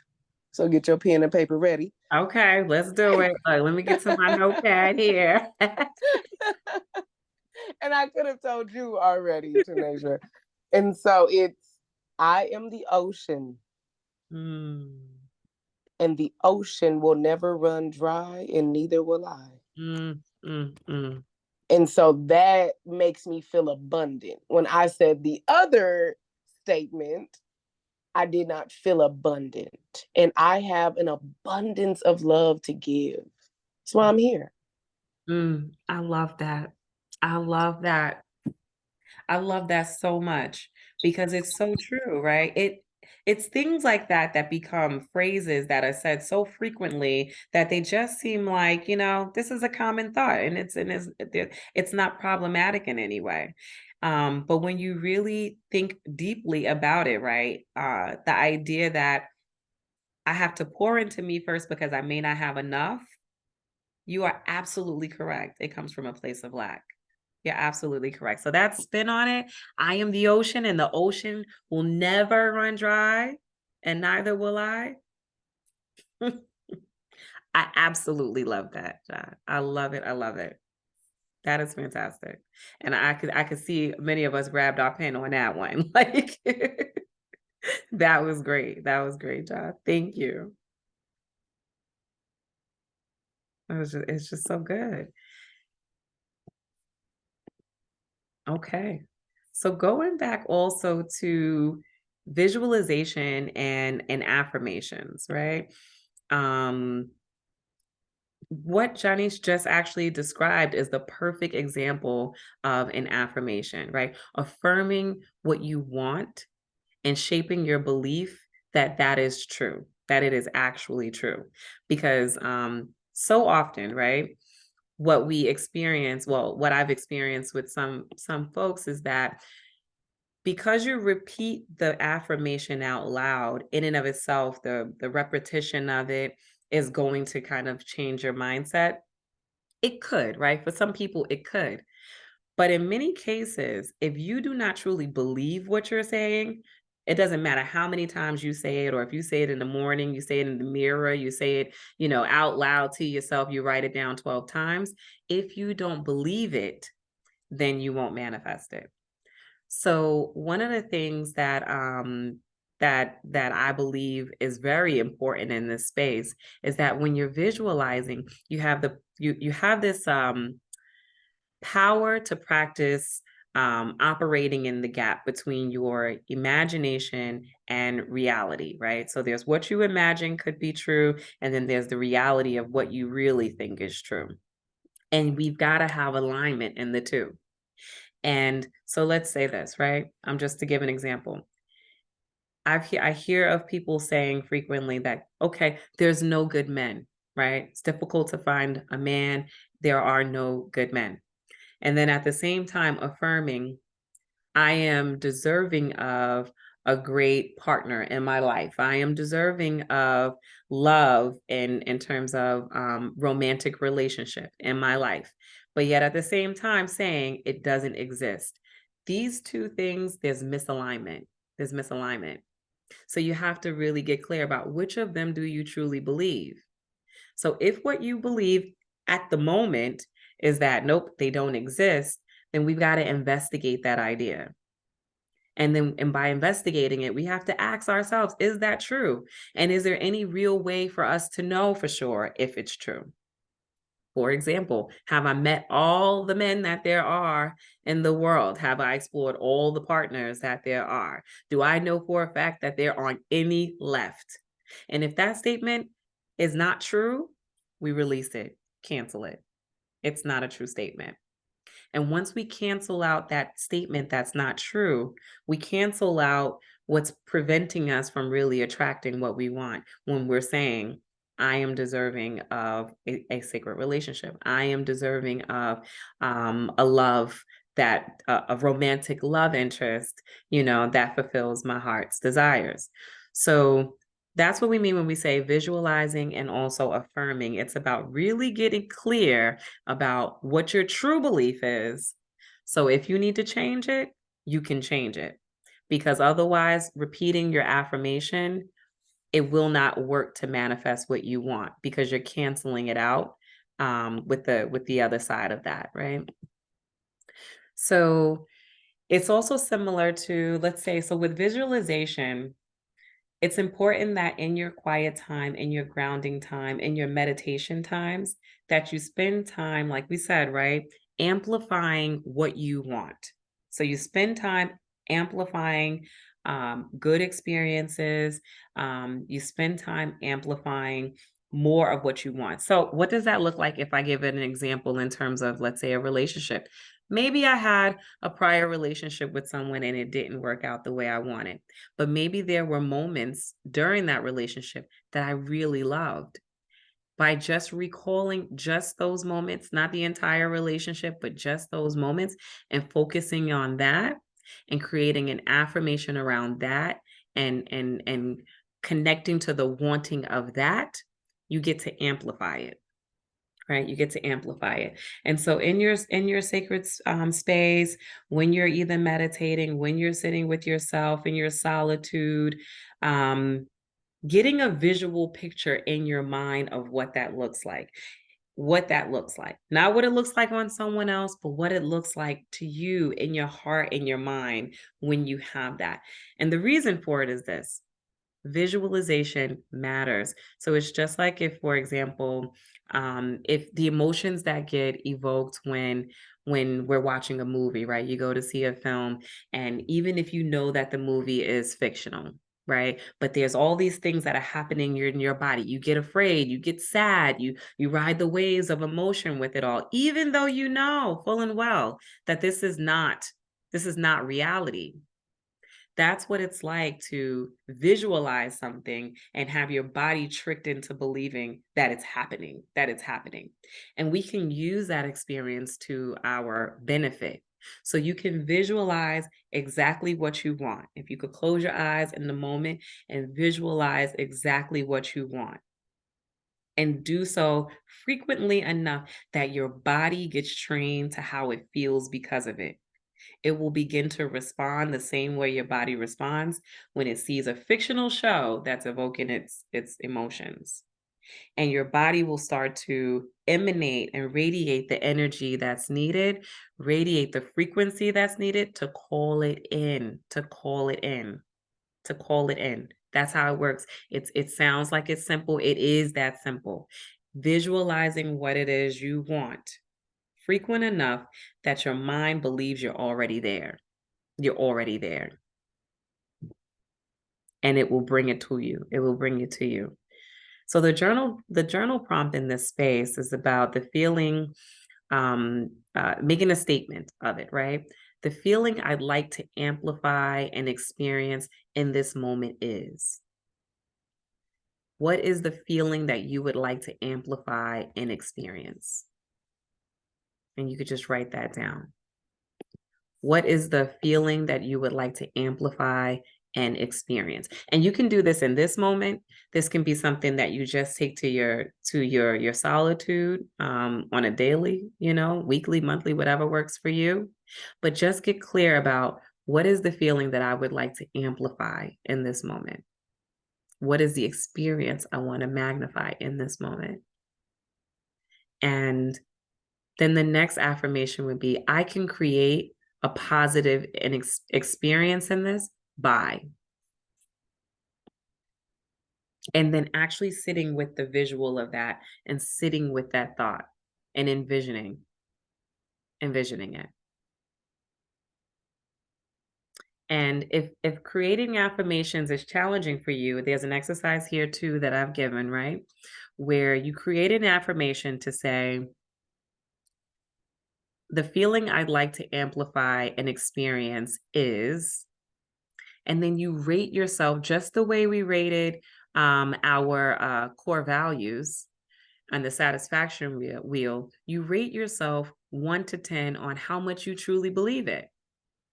Because if you don't believe it, we would have to scrap that affirmation until we've done the work to get the barriers out of the way that are preventing us from actually believing it.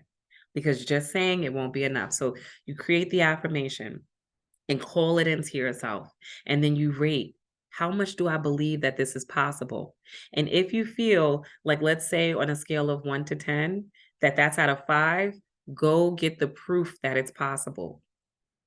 That's where the messaging matters. That's where who you're following matters. That's where what you're reading matters. That's where what you're consuming in television matters. How frequently do you need to train your mind to see it before you can believe that it is also possible for you? You can rate yourself 1 to 10 on how much you believe your affirmation. And then after you do that, you identify the thoughts that are blocking it. Just like I said, in terms of the relationship, if the thought is that a partner for me does not exist, it doesn't matter how often I am calling in through affirmation that I deserve it, I deserve it, I deserve it. If I believe I deserve it, but I believe it doesn't exist, there's a disconnect. So identify where the block is, remove it, remove it. And you can do that again by just asking yourself, is it true? And do you actually have factual proof that it is? If you don't, then get rid of that thought. We can get rid of that thought. And so here, this was just a slide, and you'll receive this too, like I said, so you'll be able to write in the different affirmations that you've created for yourself, right? So that they live with you. And here's an idea of a visualization. And this is something that I included because I feel like it encompasses a realm of so many different elements of what we may be wanting to call in. So if there are days when you're feeling a little bit like you need visual aid, right? And you need visual representation of what it is you want to bring into your visualization session with yourself. you can use this. And this is actually a graphic that I created using new AI features, right? Just kind of pulling into it all the different pieces of what it is I believe is needed in order to manifest and have in my mind a visual of receiving.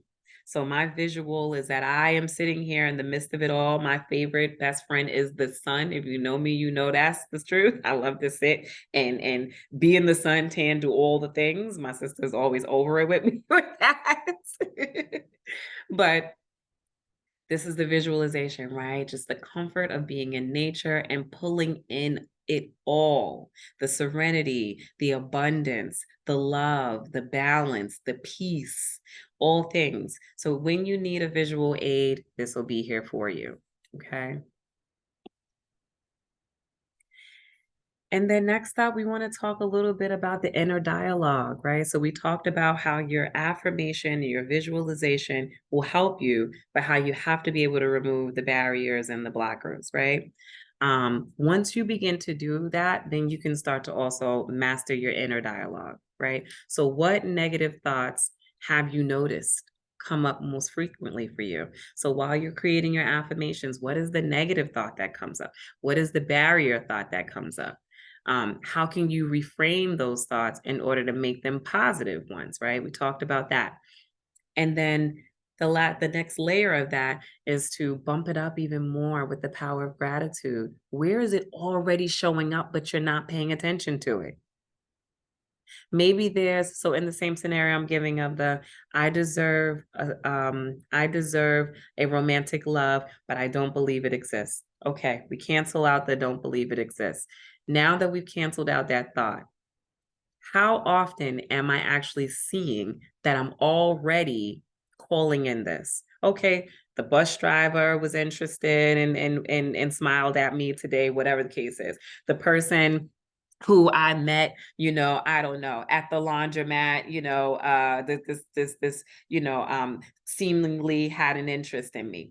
It doesn't mean that you reciprocated that energy and that you were also interested, but show yourself the proof that it's already happening, and then be grateful for it so that it magnifies. So show yourself the proof that it's happening, and then be grateful for it so that it continues. It magnifies. It magnifies.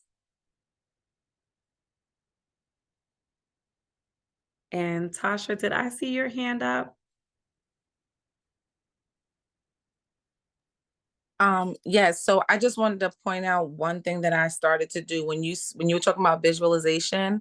I remember prior I would see myself doing the thing, right? And now I actually am in it. So I see my hands as opposed to seeing myself far removed from it.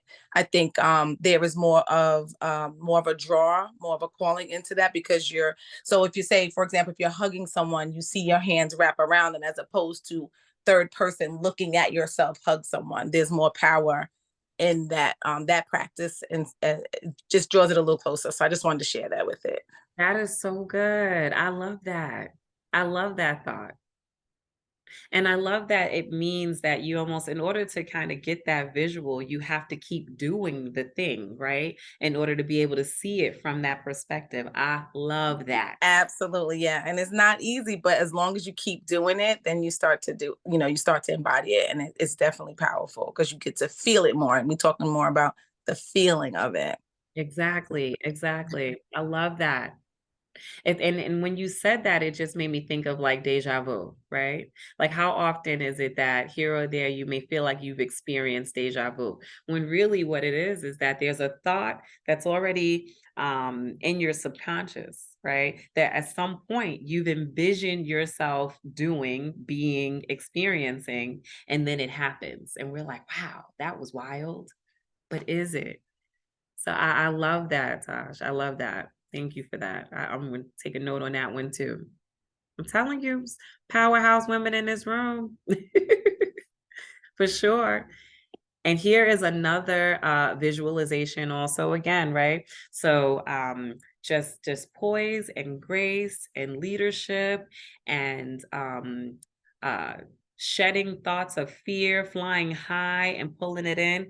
That's what this image is about as well. Another creation from me as well. And I will be sending it to you. So if there are times where you just feel like, you know what, in this moment, I need the visual aid, you'll have it. And then the next layer of this, and we're actually about to wrap on this now at this point, and then we'll bring it all together, is the co-creating that happens with nature. So I know that there could be many of us that at times, you know, we have different belief systems and we see what we see in nature, whether it's a bird has showed up today right outside of the window where we're working. And there's a wondering of, why is this bird so familiar with me? Why is the bird here today? And maybe the inner knowing even that there's a connection, Well, we can be intentional about that, right?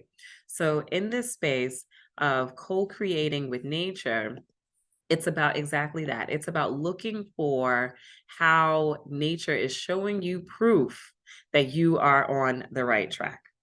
Like literally that simple. Nature is showing you proof that you're on the right track. So whether it's that you're sitting and you observe that there's, let's say, a bluebird, right?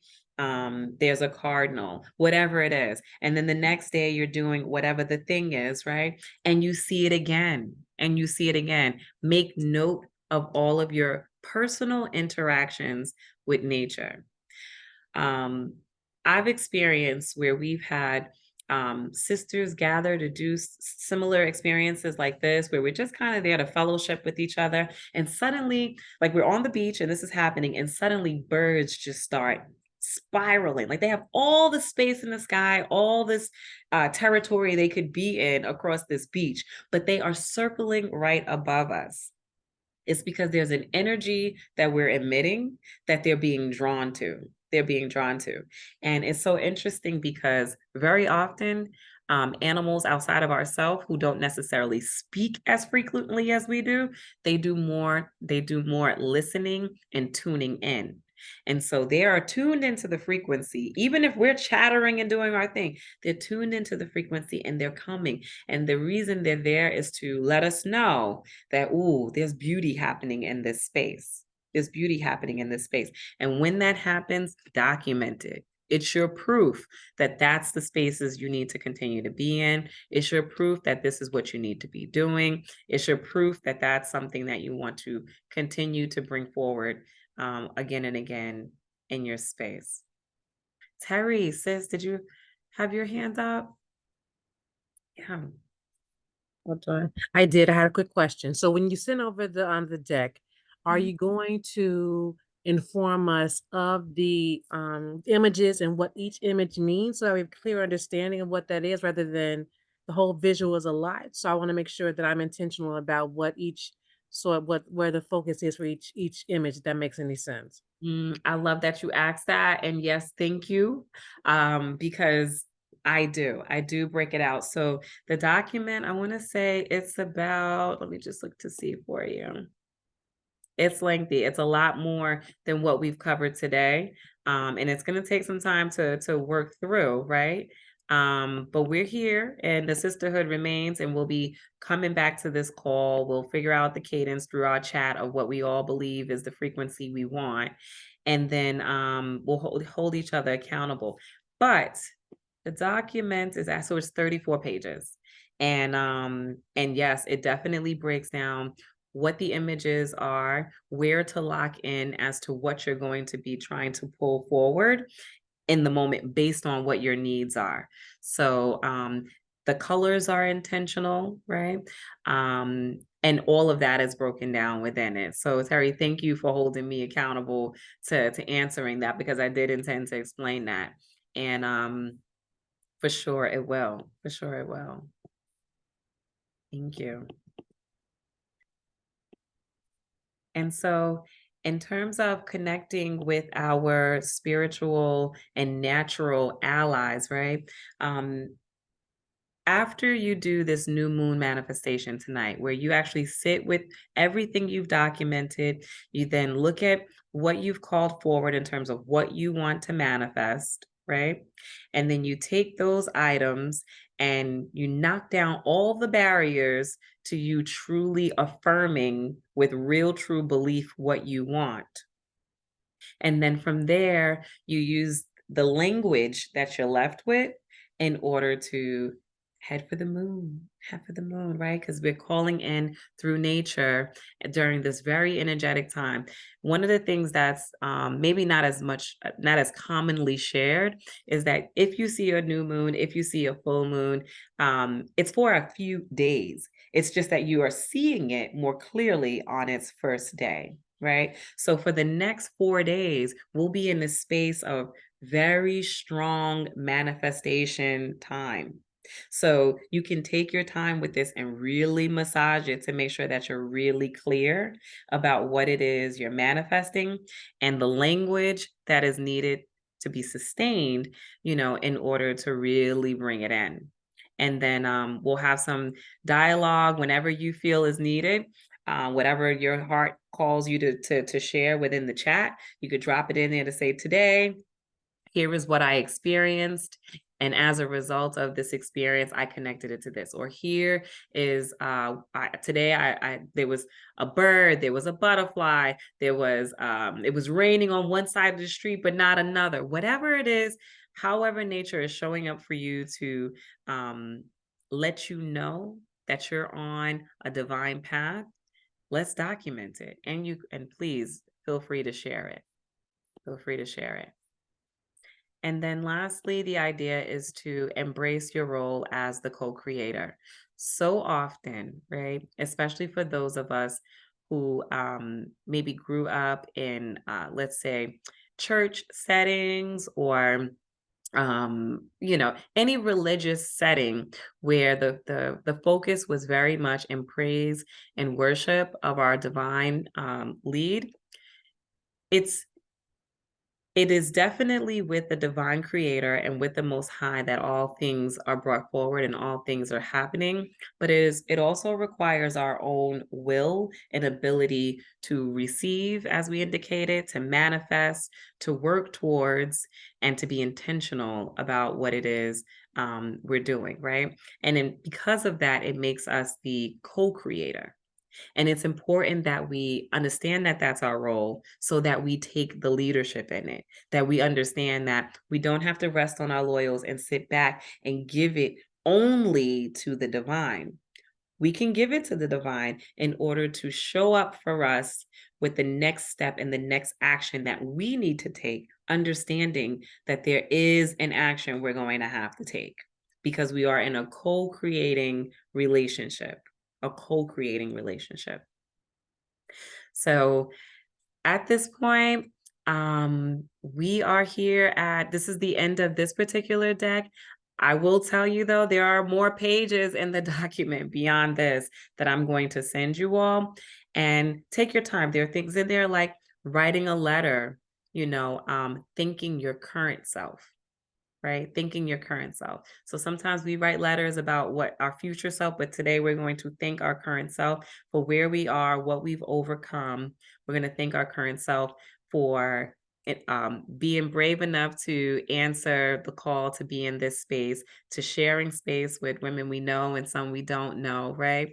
To understanding that we didn't necessarily know exactly what we would get from this space, but that we showed up into it with the thought and the magneticism of receiving.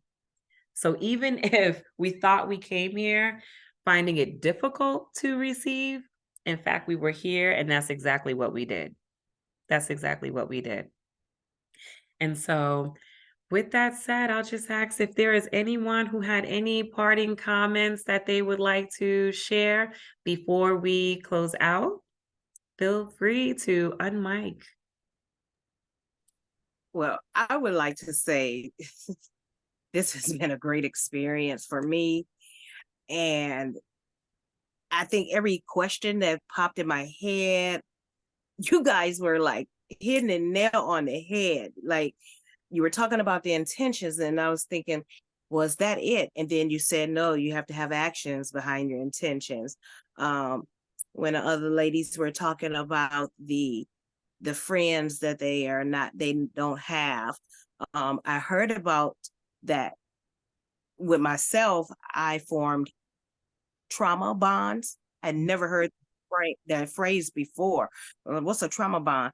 Well, when you suffer traumas, you kind of form these bonds with people who have went through similar traumas. Well, now that I've released my traumas because they're in the past and I can't do anything about it. And that's where I was stuck in the past. So now that I'm releasing that, I noticed that some of those people are not around, and it's only been 3 weeks, but some of those people are not around anymore. So I understand also the feeling of loneliness, but to combat that, or to get it out of my head, this is why I'm here in the communities. So I may be losing my trauma bonds. I love that saying, trauma bonds, but I'm losing that, but I'm gaining people who are on my level. And it was something else I wrote down. Oh, because they're not on my same energy. And people that's not on my same energy, sometimes you have to love them from a distance. So this is just, I feel like it's almost like the answers, like it's in me, it's been there, it's been buried with grief, but now that it's out, it's like I'm almost believing it because someone else is saying it to me. So for that reason, I just want to thank all of you all, because every one of you who spoke, something has resonated with me and what I'm going through. I feel like the low woman on the totem pole, and I don't mean it in a bad way, but as far as my journey, I'm counting my journey 26 days, but I feel like I'm the newbie here, and everything you guys have said, I'm not going to get emotional, but everything you guys have said has resonated with me. And I appreciate that because I'm receiving it all. And sometimes you don't know, the words are so powerful, how they impact someone. Impacting me tonight. And I thank you all. And I'm grateful for all of you all for accepting me and inviting me into your safe space. Oh, shit. So that's all I wanted to say was thank you. I needed this, and I didn't know how much I needed it. So thank you. I appreciate you being here. Oh my goodness. They're tears of joy. Yes. Yes. Oh my goodness. I appreciate you being here.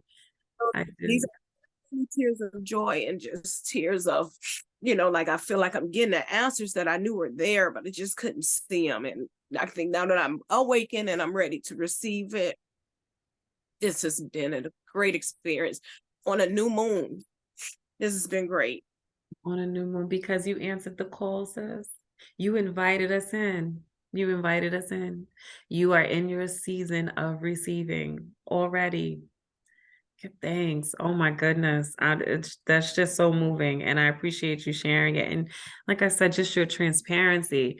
And this was not, and I know I mentioned this before, but this was not something where I kind of introduced it out and said, hey, let's put this out there and get as many people as we can, right? It was more like, let's connect with the people who we need to be connecting with, right? And even within that space, there'll be some that can show up today and some that can't. But whatever happens in this space tonight, it was all divine. It was intended. It is as it should be. And so I'm just so deeply grateful. I'm really deeply grateful. Thank you for that, sis. I appreciate it.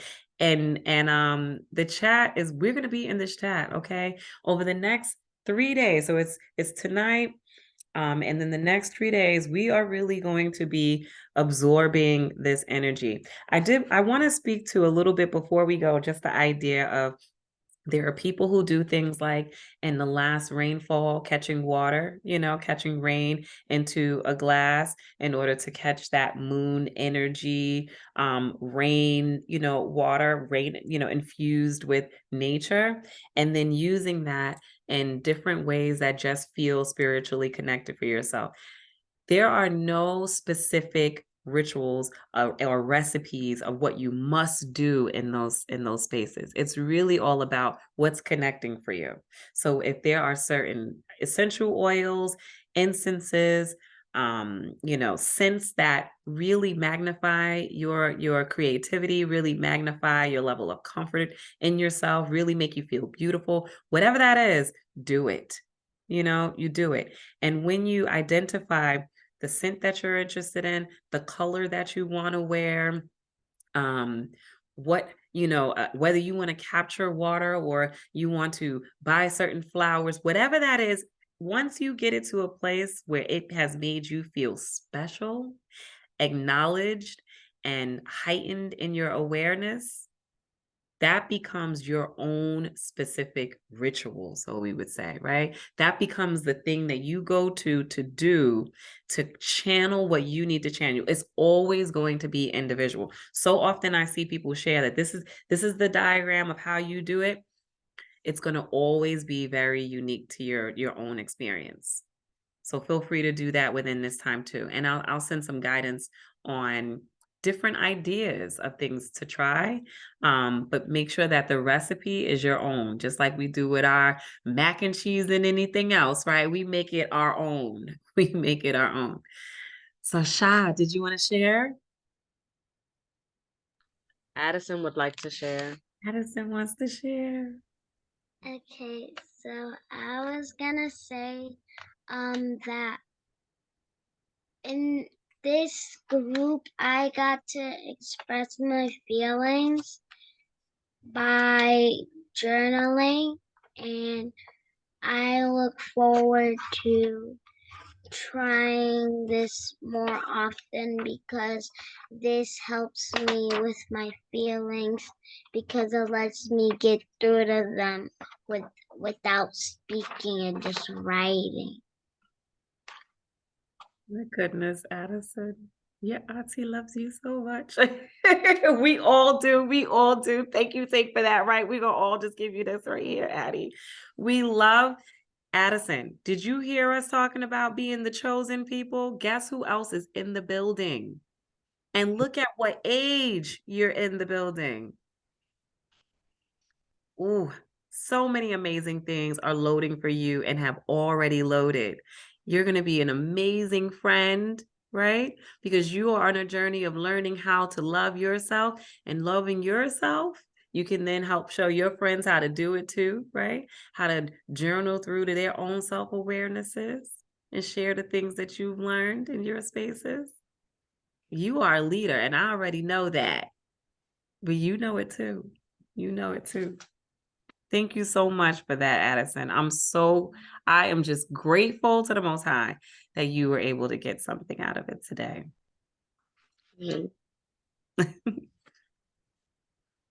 I'm grateful that I just had the call to add Addison to my invite, because when I got it, it was just like, okay, well, Vision Manifestation, maybe I'll bring Addie can sit in too.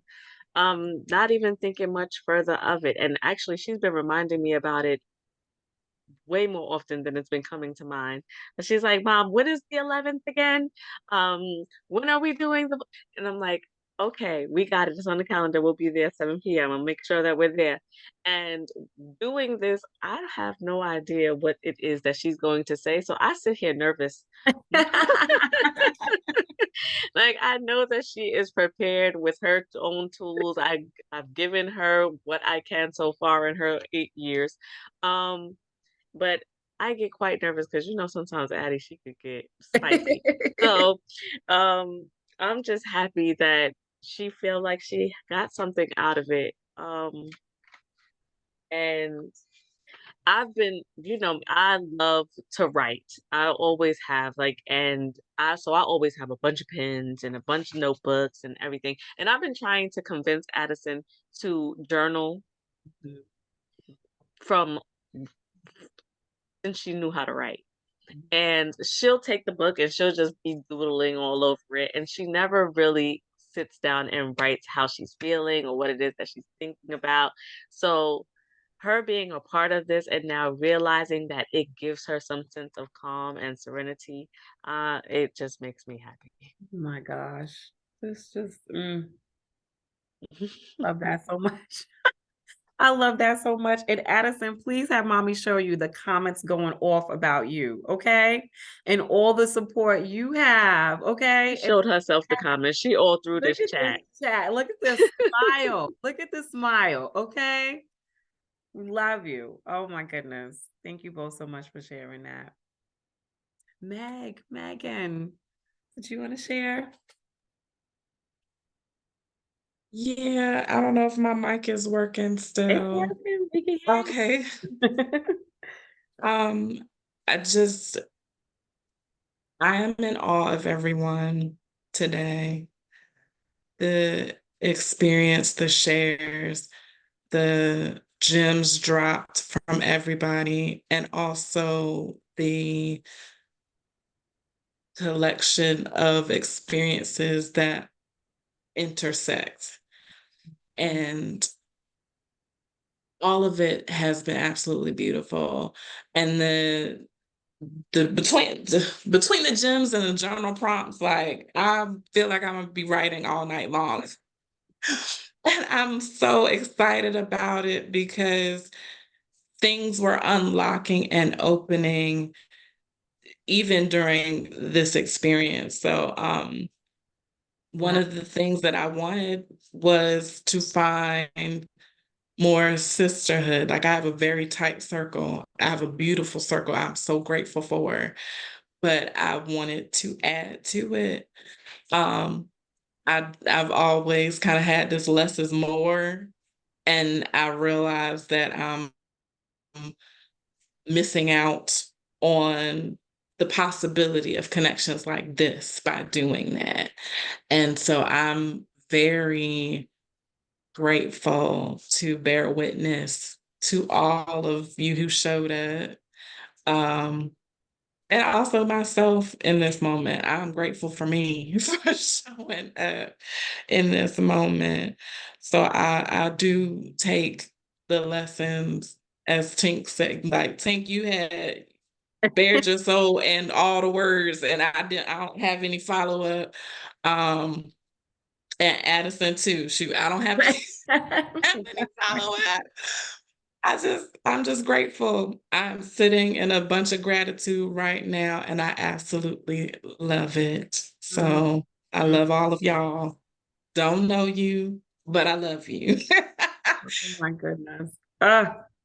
The warmth, I can just feel it. Oh my goodness. I'm so grateful. I'm so grateful. Thank you, thank you, thank you for that share. And I'm looking here and I see that Ja has dropped her telephone number in the chat, you all.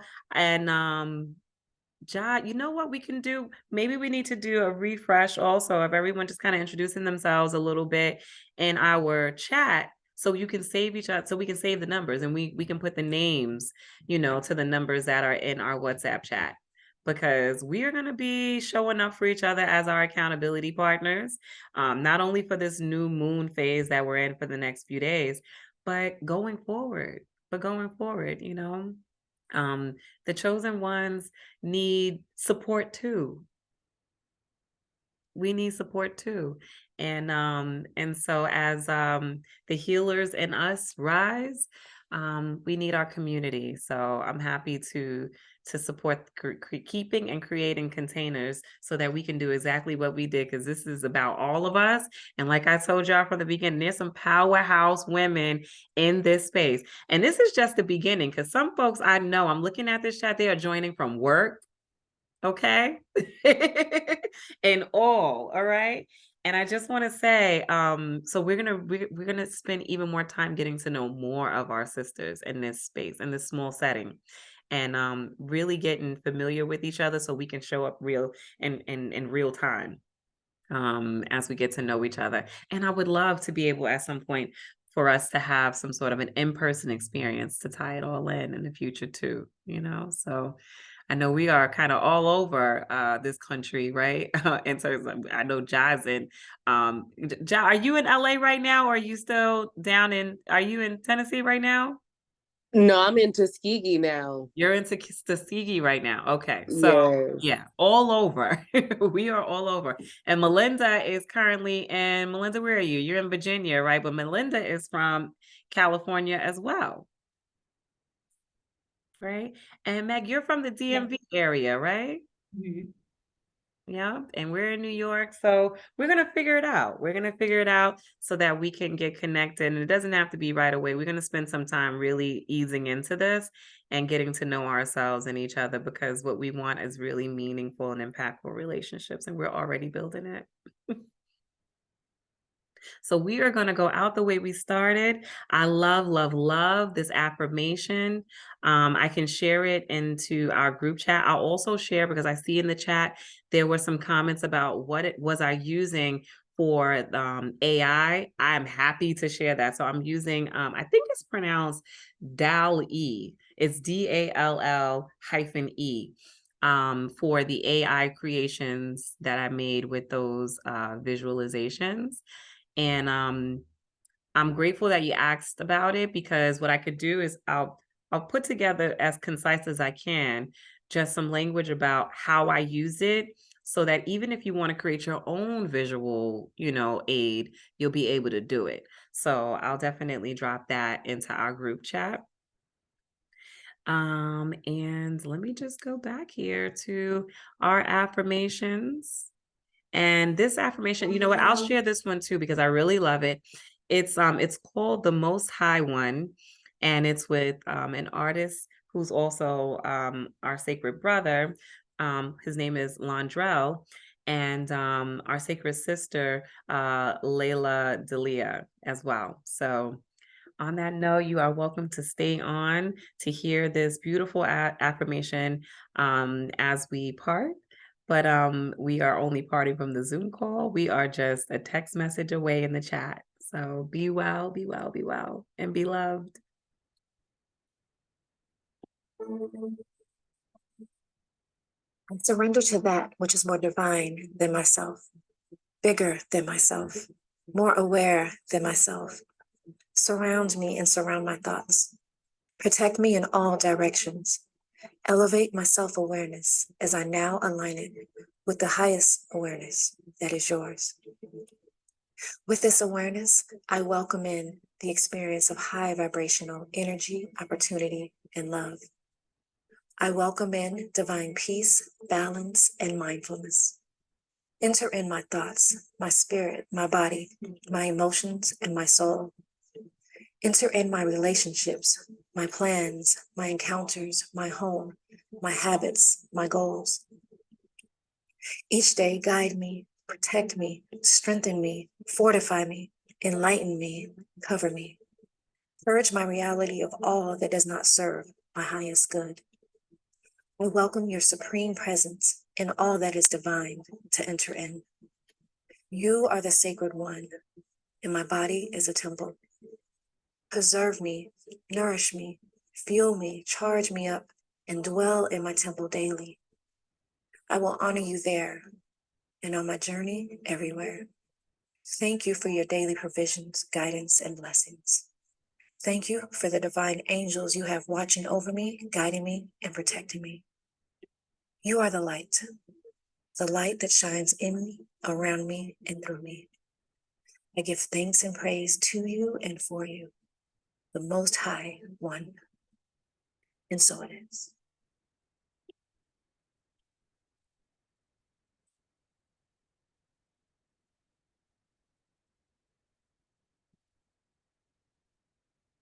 Thank you all again, and have a divine night. Be blessed.